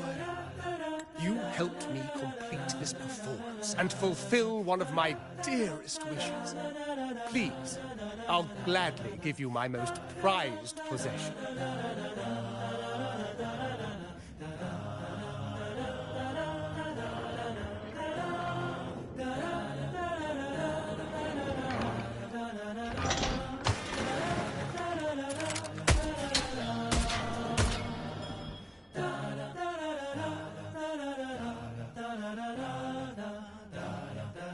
Apologies for my late arrival to such a magnificent performance. Did I miss anything? Oh my. What an honor to witness the beauty of our generous benefactor. Thank you, my lady, for rescuing this humble soul in his moment of need.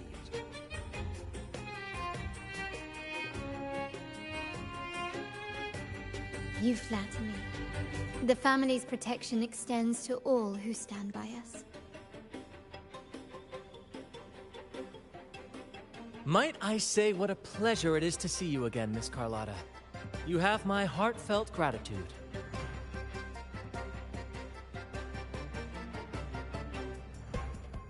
Is everything going smoothly with your family, Miss Carlotta?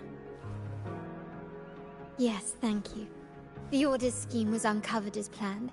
Uncle Capilet was rescued, and Grandfather has handled the rest. I still owe you thanks for improvising with me in front of that priest.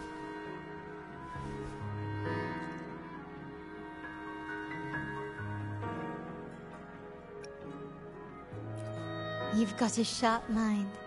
No pain, no gain, as Grandfather used to say. I'm pleased we're on the same page.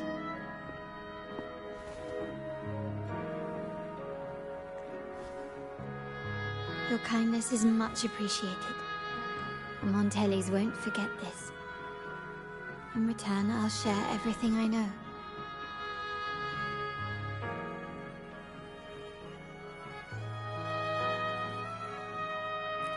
I believe you've noticed that the Order has been undermining the family under the guise of its doctrines.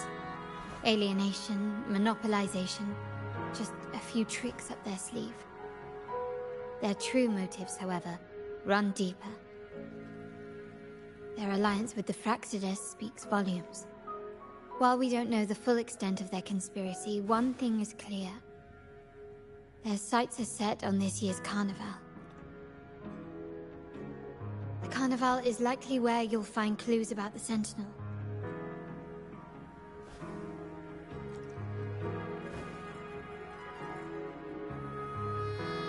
Legend has it that the Sentinel, Imperator, has been secluded in the heavens, cut off from the mortal realm. The last record of the Sentinel is from the Carnival a decade ago. At that time, the entire city was shrouded in mist. Ghosts roamed the streets. A dragon roared from the sky, and a sea behemoth raged, summoning towering waves. Do any clues come to mind?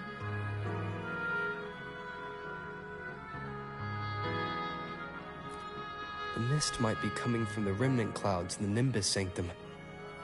Lorelei has the power to purify and control them, but the Fraxidus interfered. Remnant clouds corrupted by evil will disrupt Echo's frequencies. If the mist had spread to the city, it would have stirred the Echoes into chaos.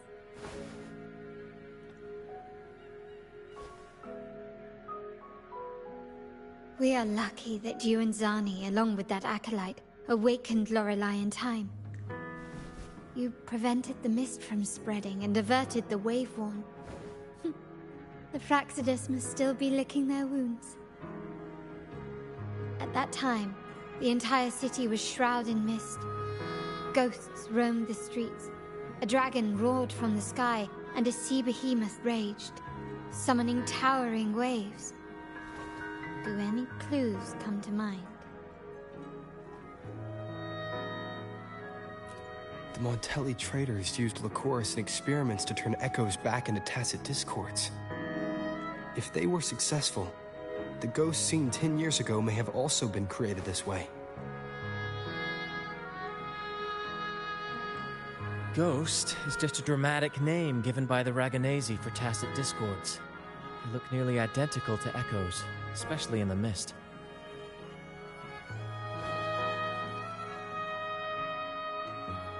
With your help, Grandfather has thwarted their plan.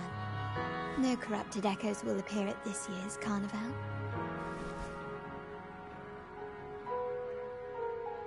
At that time, the entire city was shrouded in mist. Ghosts roamed the streets. A dragon roared from the sky, and a sea behemoth raged, summoning towering waves. Do any clues come to mind? The Order has allied with the Fraxidus to control the dragon. From what I saw when I connected with its frequency, they might be planning to command it to attack Raguna during the Carnival. After the Tacit Discords took over this isle, the Order used them as an excuse to forbid any entry. It might be their way of concealing the dragon's existence. But without the Lycoris, the Dragon of Dirge is now off the table.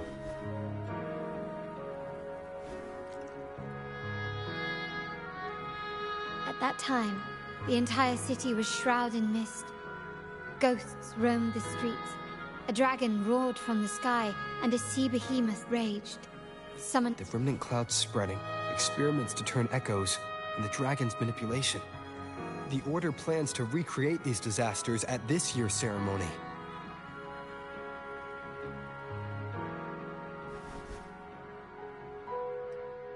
The Order and the Fraxidus are allies. To prevent the Carnival's sabotage, we must stop them.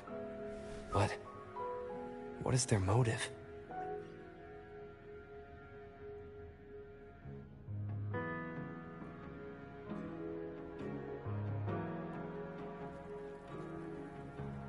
The Primus called it a divine punishment, and took the opportunity to appear as a savior. A perfect way to build legitimacy. The Order relies on the people's faith in the Sentinel. With the Sentinel's 10-year absence, faith in the Order has waned. They must be desperate to restore that trust. It is for this reason that the Order has been forced to revive the festival.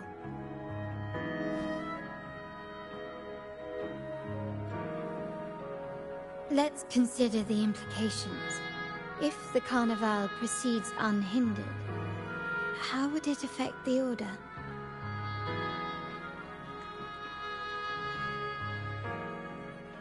The current Primus claims to be the Enlightened One, the Sentinel's Resonator. However, based on the prophecy we found in the ruins, this role is meant for the young maiden who is destined to heed the divine oracles during the Carnival. The Carnival is the only time humans can directly communicate with the Sentinel. Normally, it's the Primus who conveys the Sentinel's words. A successful Carnival offers a chance for citizens to meet the Sentinel in person. But for the Primus, and possibly the Order, it poses a threat if they've been fabricating the oracles. To sabotage it while still maintaining their authority, they partnered with the Fraccidus. The Fraccidus will cause chaos during the Carnival, and the Order will swoop in as the saviors, restoring public trust just as they did before. So far, you've helped us crush 3 of their schemes, but one remains.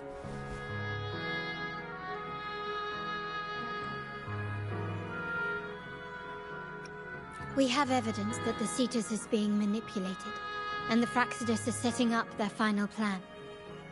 With their whereabouts unknown, we'll need to adapt our strategy as the Carnival unfolds. From what I've noticed, you're not one to act passively or pin your hopes on others. You prefer to strike first and steer events in your favor. Winning the laurel might give you the chance to talk with the Sentinel. The Sentinel's Resonator may also be present, so...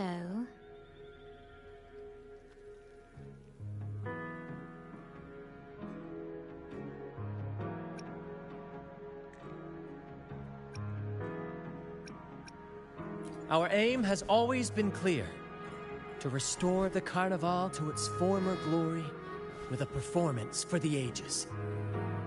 If the Divine truly exists, would they wish to see their people living without freedom?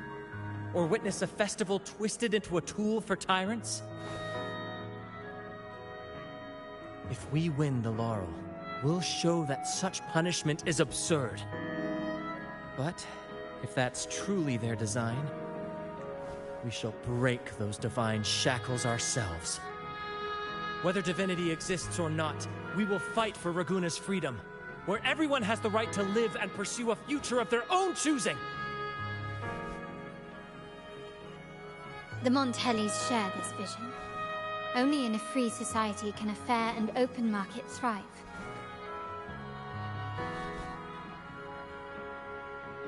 However, the troop alone is too weak.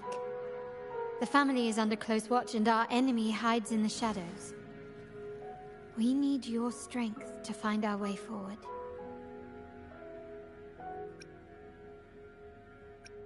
Thank you. I'm pleased we've reached an agreement once more.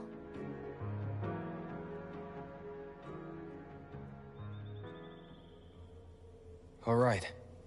What should we do now? Any plans? Since the Order intends to sabotage the Carnival and incite chaos amongst the guests, confronting them directly only plays into their hands. You've seen the troops' unique approach to combat, haven't you? That's precisely why we're allies with them. We will turn any disturbances into a theatrical performance. I can see our friend here is still a bit confused. No worries, my dear boy. We'll have a quick rehearsal before the Carnival begins. Speaking of which, Ms. Carlotta, would you honor us by joining our performance?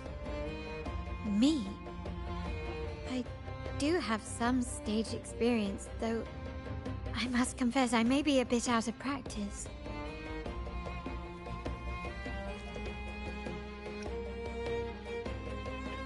We don't know what challenges we'll face, so your help will be needed, Miss Carlotta. Plus, it's a chance for you to get to know our methods. If you insist. Wonderful! As the festivities continue, if you're both ready, please join us on the stage of the troop liner.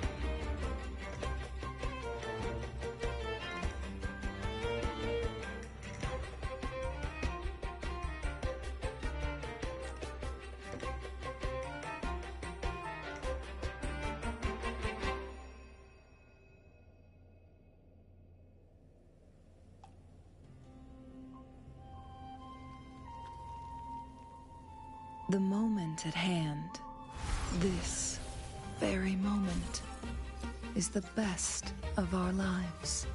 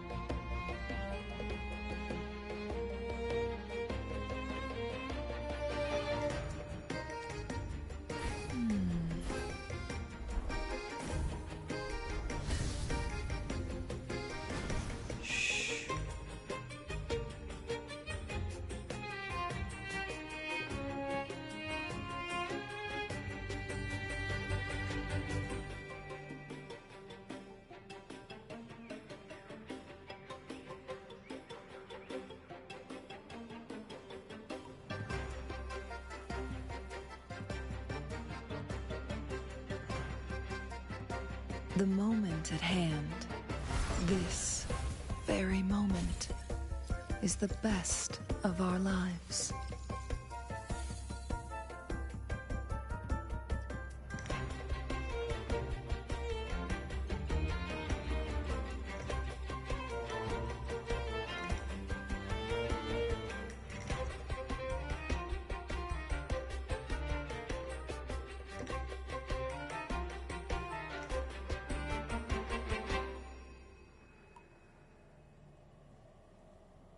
The moment at hand, this very moment, is the best of our lives.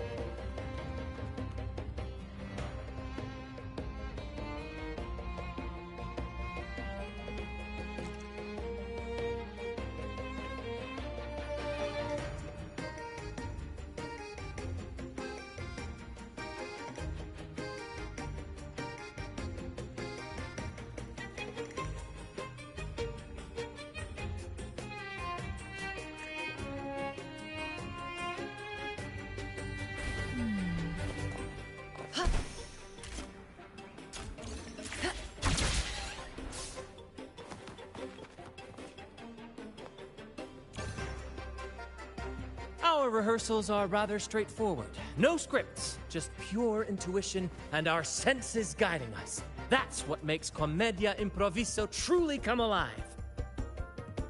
For our improvised comedy, we start with a theme. From there, we build our lines and act on the fly, responding to the unfolding show and audience reactions. But with the limitless capacity for human creativity at play, the plot can sometimes veer into the, well, unconventional. To prevent things from spiraling too far, we set an anchor for the performance. Pardon my interruption, but I'm quite curious. What sort of bizarre plots have you encountered? Well, something like a humble craftsman from a small town sets sail on a rainy night, stumbles upon ancient ruins, is reincarnated with superpowers, and then decides to conquer the galaxy, becoming the Emperor of the Stars. So, we draft a basic outline that assigns roles and guides the plot's direction.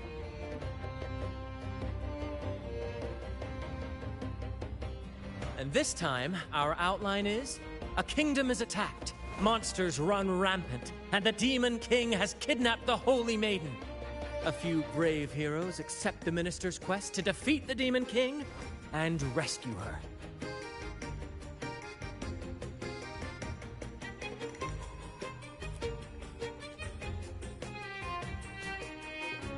This outline holds special meaning. We want to pay tribute to the play once performed by the Blessed Maiden herself, which was also about a hero facing a demon king. Good people have their wishes fulfilled, heroes appear in a time of crisis, justice triumphs over evil, and united friends are undefeatable. This is the tale the Blessed Maiden once told, and it's a universal story we want to portray. To me, the world is a stage, and performing is much like combat. Coordinated movements, quick thinking, sharp reflexes, and, above all, trust in your allies. What I'm getting at is that you both are very skilled and capable. We don't have many do's and don'ts. So relax, and express yourselves freely on stage. This rehearsal is to help you get familiar with basic stage movements, techniques, and the troupe's style, and to build good rapport. Exactly. I'll handle the stage lighting, Brant will narrate, and the rest will take on the role of the audience.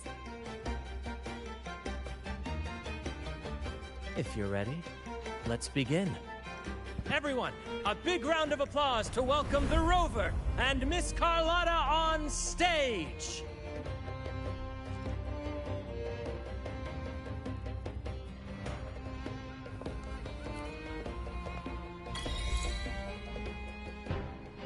All right, next I'll spin the prologue of our tale, setting the scene for how our brave heroes first crossed paths.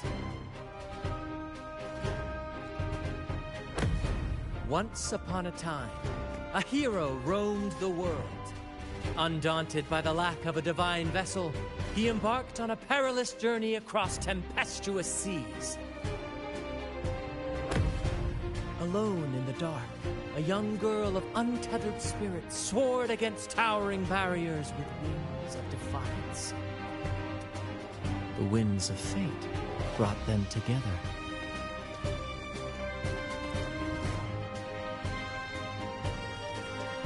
As the world teetered on the brink of absolute darkness, they found solace in each other's gaze. Together they became unshakable allies, standing strong against the tides of fate.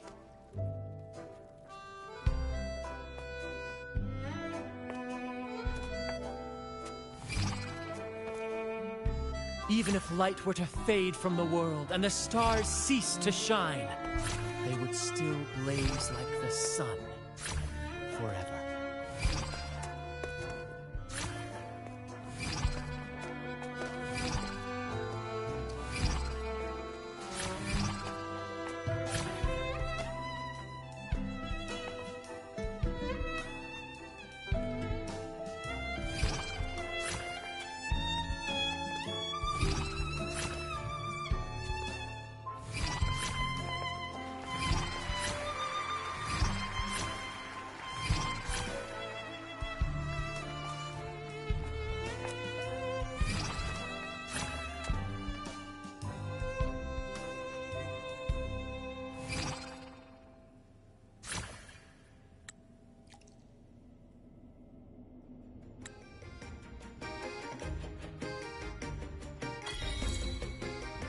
Bravo! Bravo!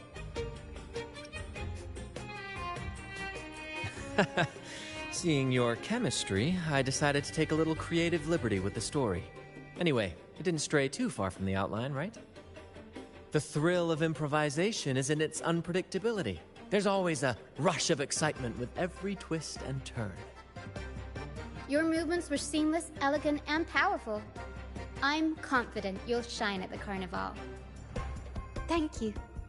It was all thanks to you. You inspired me and kept my spirits high.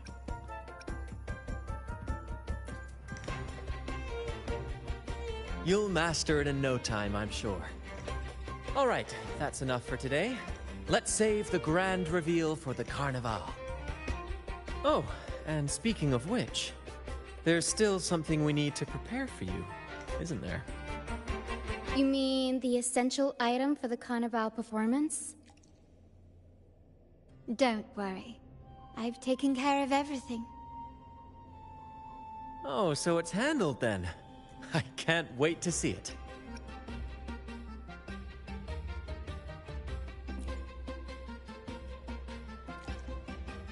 I have a small gift for you. Let's head back to Raguna together, shall we?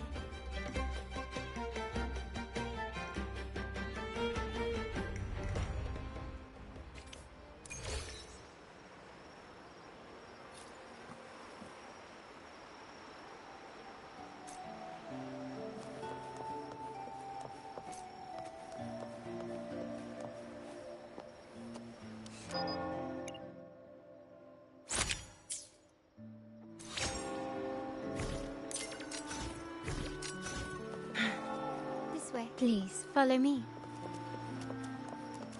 Where are we going? Please allow me to keep that a secret for now. I wouldn't want to spoil the surprise. But here's a hint. You've been there. Oh, dear Lady Carlotta, thank the Sentinel you are finally back. I was just about to close up shop to prepare for tomorrow's carnival. You have completed my request, haven't you? Of course, Lady Carlotta. You should have more faith in my skills. Here you are. A small token of my appreciation. Abby, I have something for you as well. Wow, really? I get a gift too? Ha! You're so nice.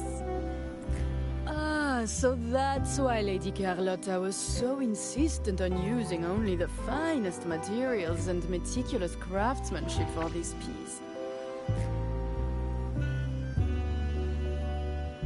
For a moment, I feared she lost faith in my skills and was plotting to hand over the shop to someone else. Now I see why this little creation was so important to you, Lady Carlotta. Nyala, you do have a flair for dramatics. Anyway, why don't you unwrap it?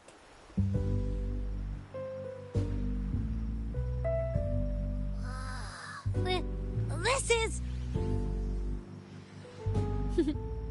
I took the liberty of having Nyala custom make this mask based on my impression of you. I hope it suits your taste.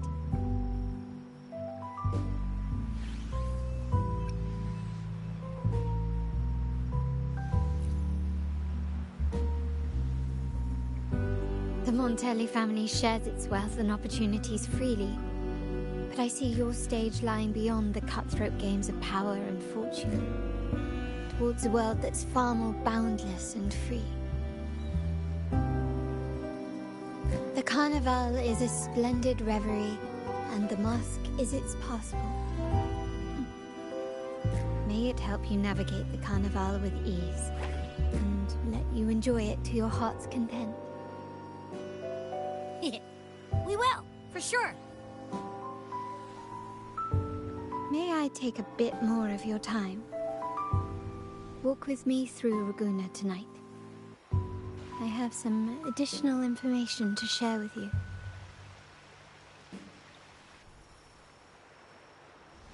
Raguna.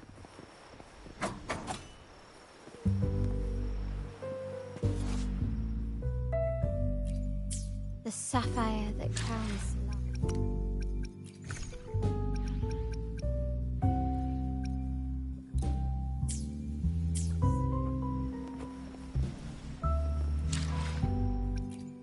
I will be there for everyone, as we head toward our shared future, leaving the past behind.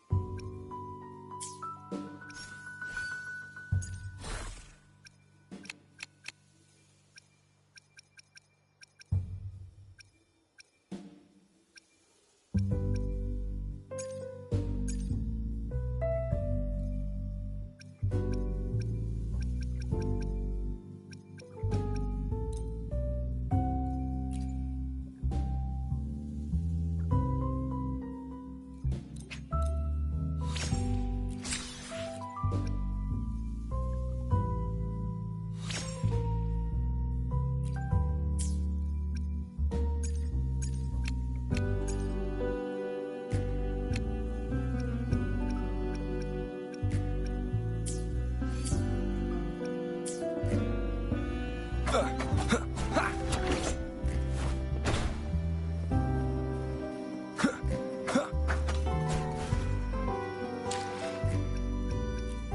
will be there for everyone as we head toward our shared future, leaving the past behind.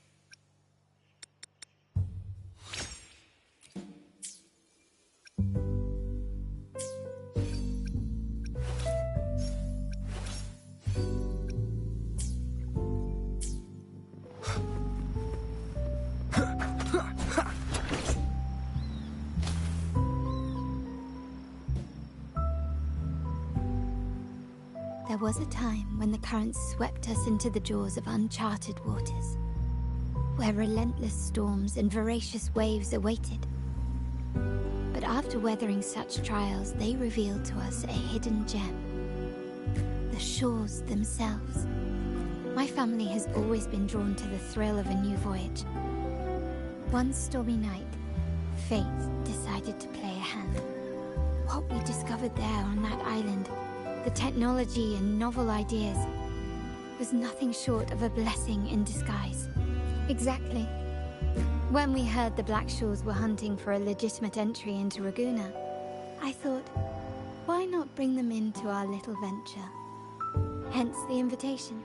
My family has always been drawn to the thrill of a new voyage. One stormy night, fate decided to play a hand. There exists only one relatively safe route from the Blackshores to Raguna. My family has always been drawn to the thrill of a new voyage. One stormy night, fate decided to play a hand. Our intentions might not be as grandiose or ominous as you think. We seek liberation, and to achieve it, we're pursuing the truth behind Rinasitaa's origins. Legend has it that when people first arrived on this island, Genesis Nexus was already here, welcoming them. The prevailing belief is that the Sentinel gifted us this technology, and despite nobody ever seeing the Sentinel in person, we talk with them through supposed telepathy. Notice anything strange about that story? Terminals conjure up echoes, and the Genesis Nexus allows the Raganese access to common echoes. If the Genesis Nexus was present when the first settlers arrived, who built it? And really, if no one's ever laid eyes on the Sentinel, how can we be so sure that statue really represents them? It seems to me the Order might have spun us a tale, hiding the true origins behind their grand myths. No, we have no ambitions to rule or to renounce our faith. And really, this city should not be ruled by any one entity. The hour grows late. I've arranged accommodations for you at Palazzo Grotta in the south. Let us walk there together, and I can share a story along the way. Think of it as a bedtime tale. I learned it from the troupe. It's about Fleur-de-Lis, the Blessed Maiden. Once, the Blessed Maiden was just a simple peasant girl. During the Sentinel's gratitude rite, the young Fleur-de-Lis managed to sneak past the guards and drink the sacramental wine. Every drop.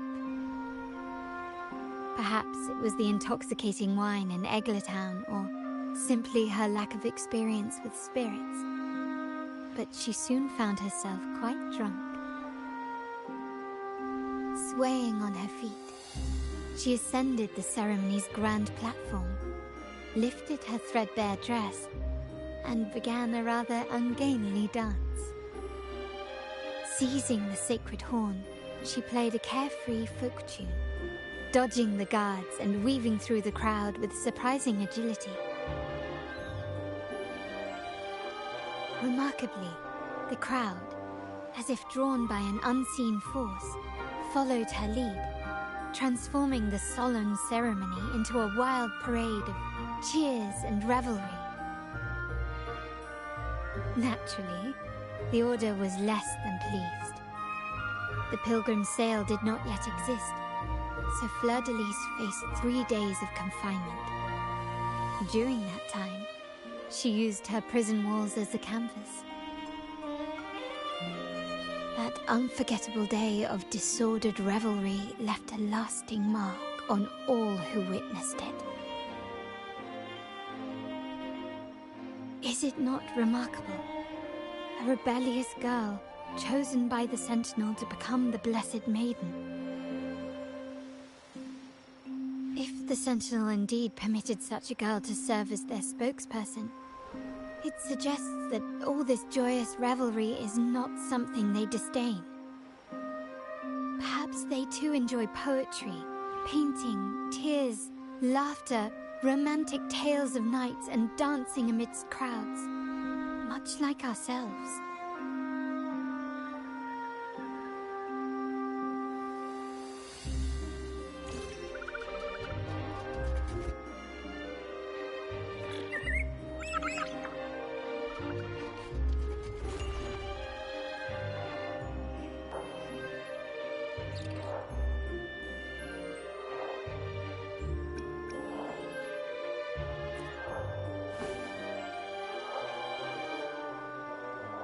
The people of this island came from diverse civilizations now lost to time, but through plays and tradition, they sought to preserve memories of their heritage.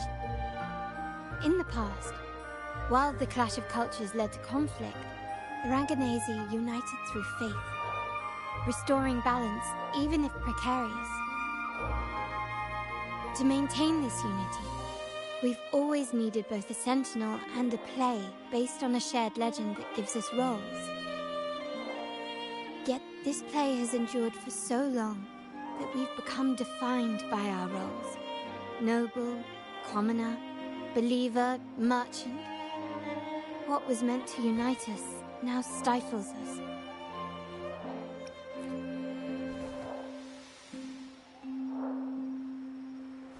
Now, we yearn for a day when we can truly set aside our titles and positions, express our true selves, and join together in celebration.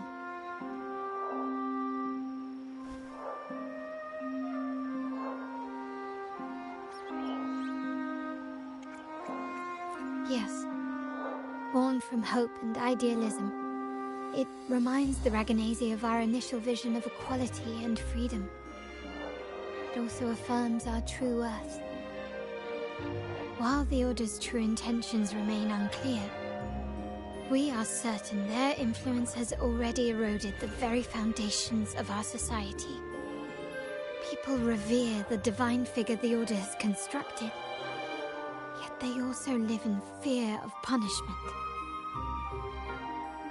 Legends become accomplices in fostering ignorance, and faith becomes the loyal executioner of cruel punishment.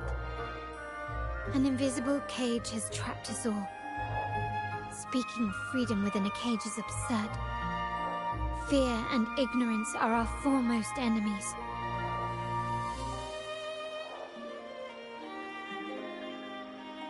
This year's carnival will spark a flame fierce enough to burn down that cage.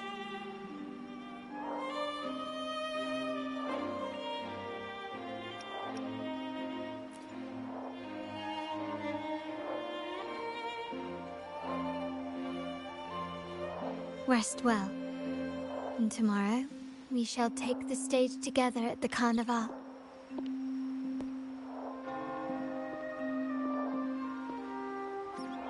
Good night. May your dreams be sweet.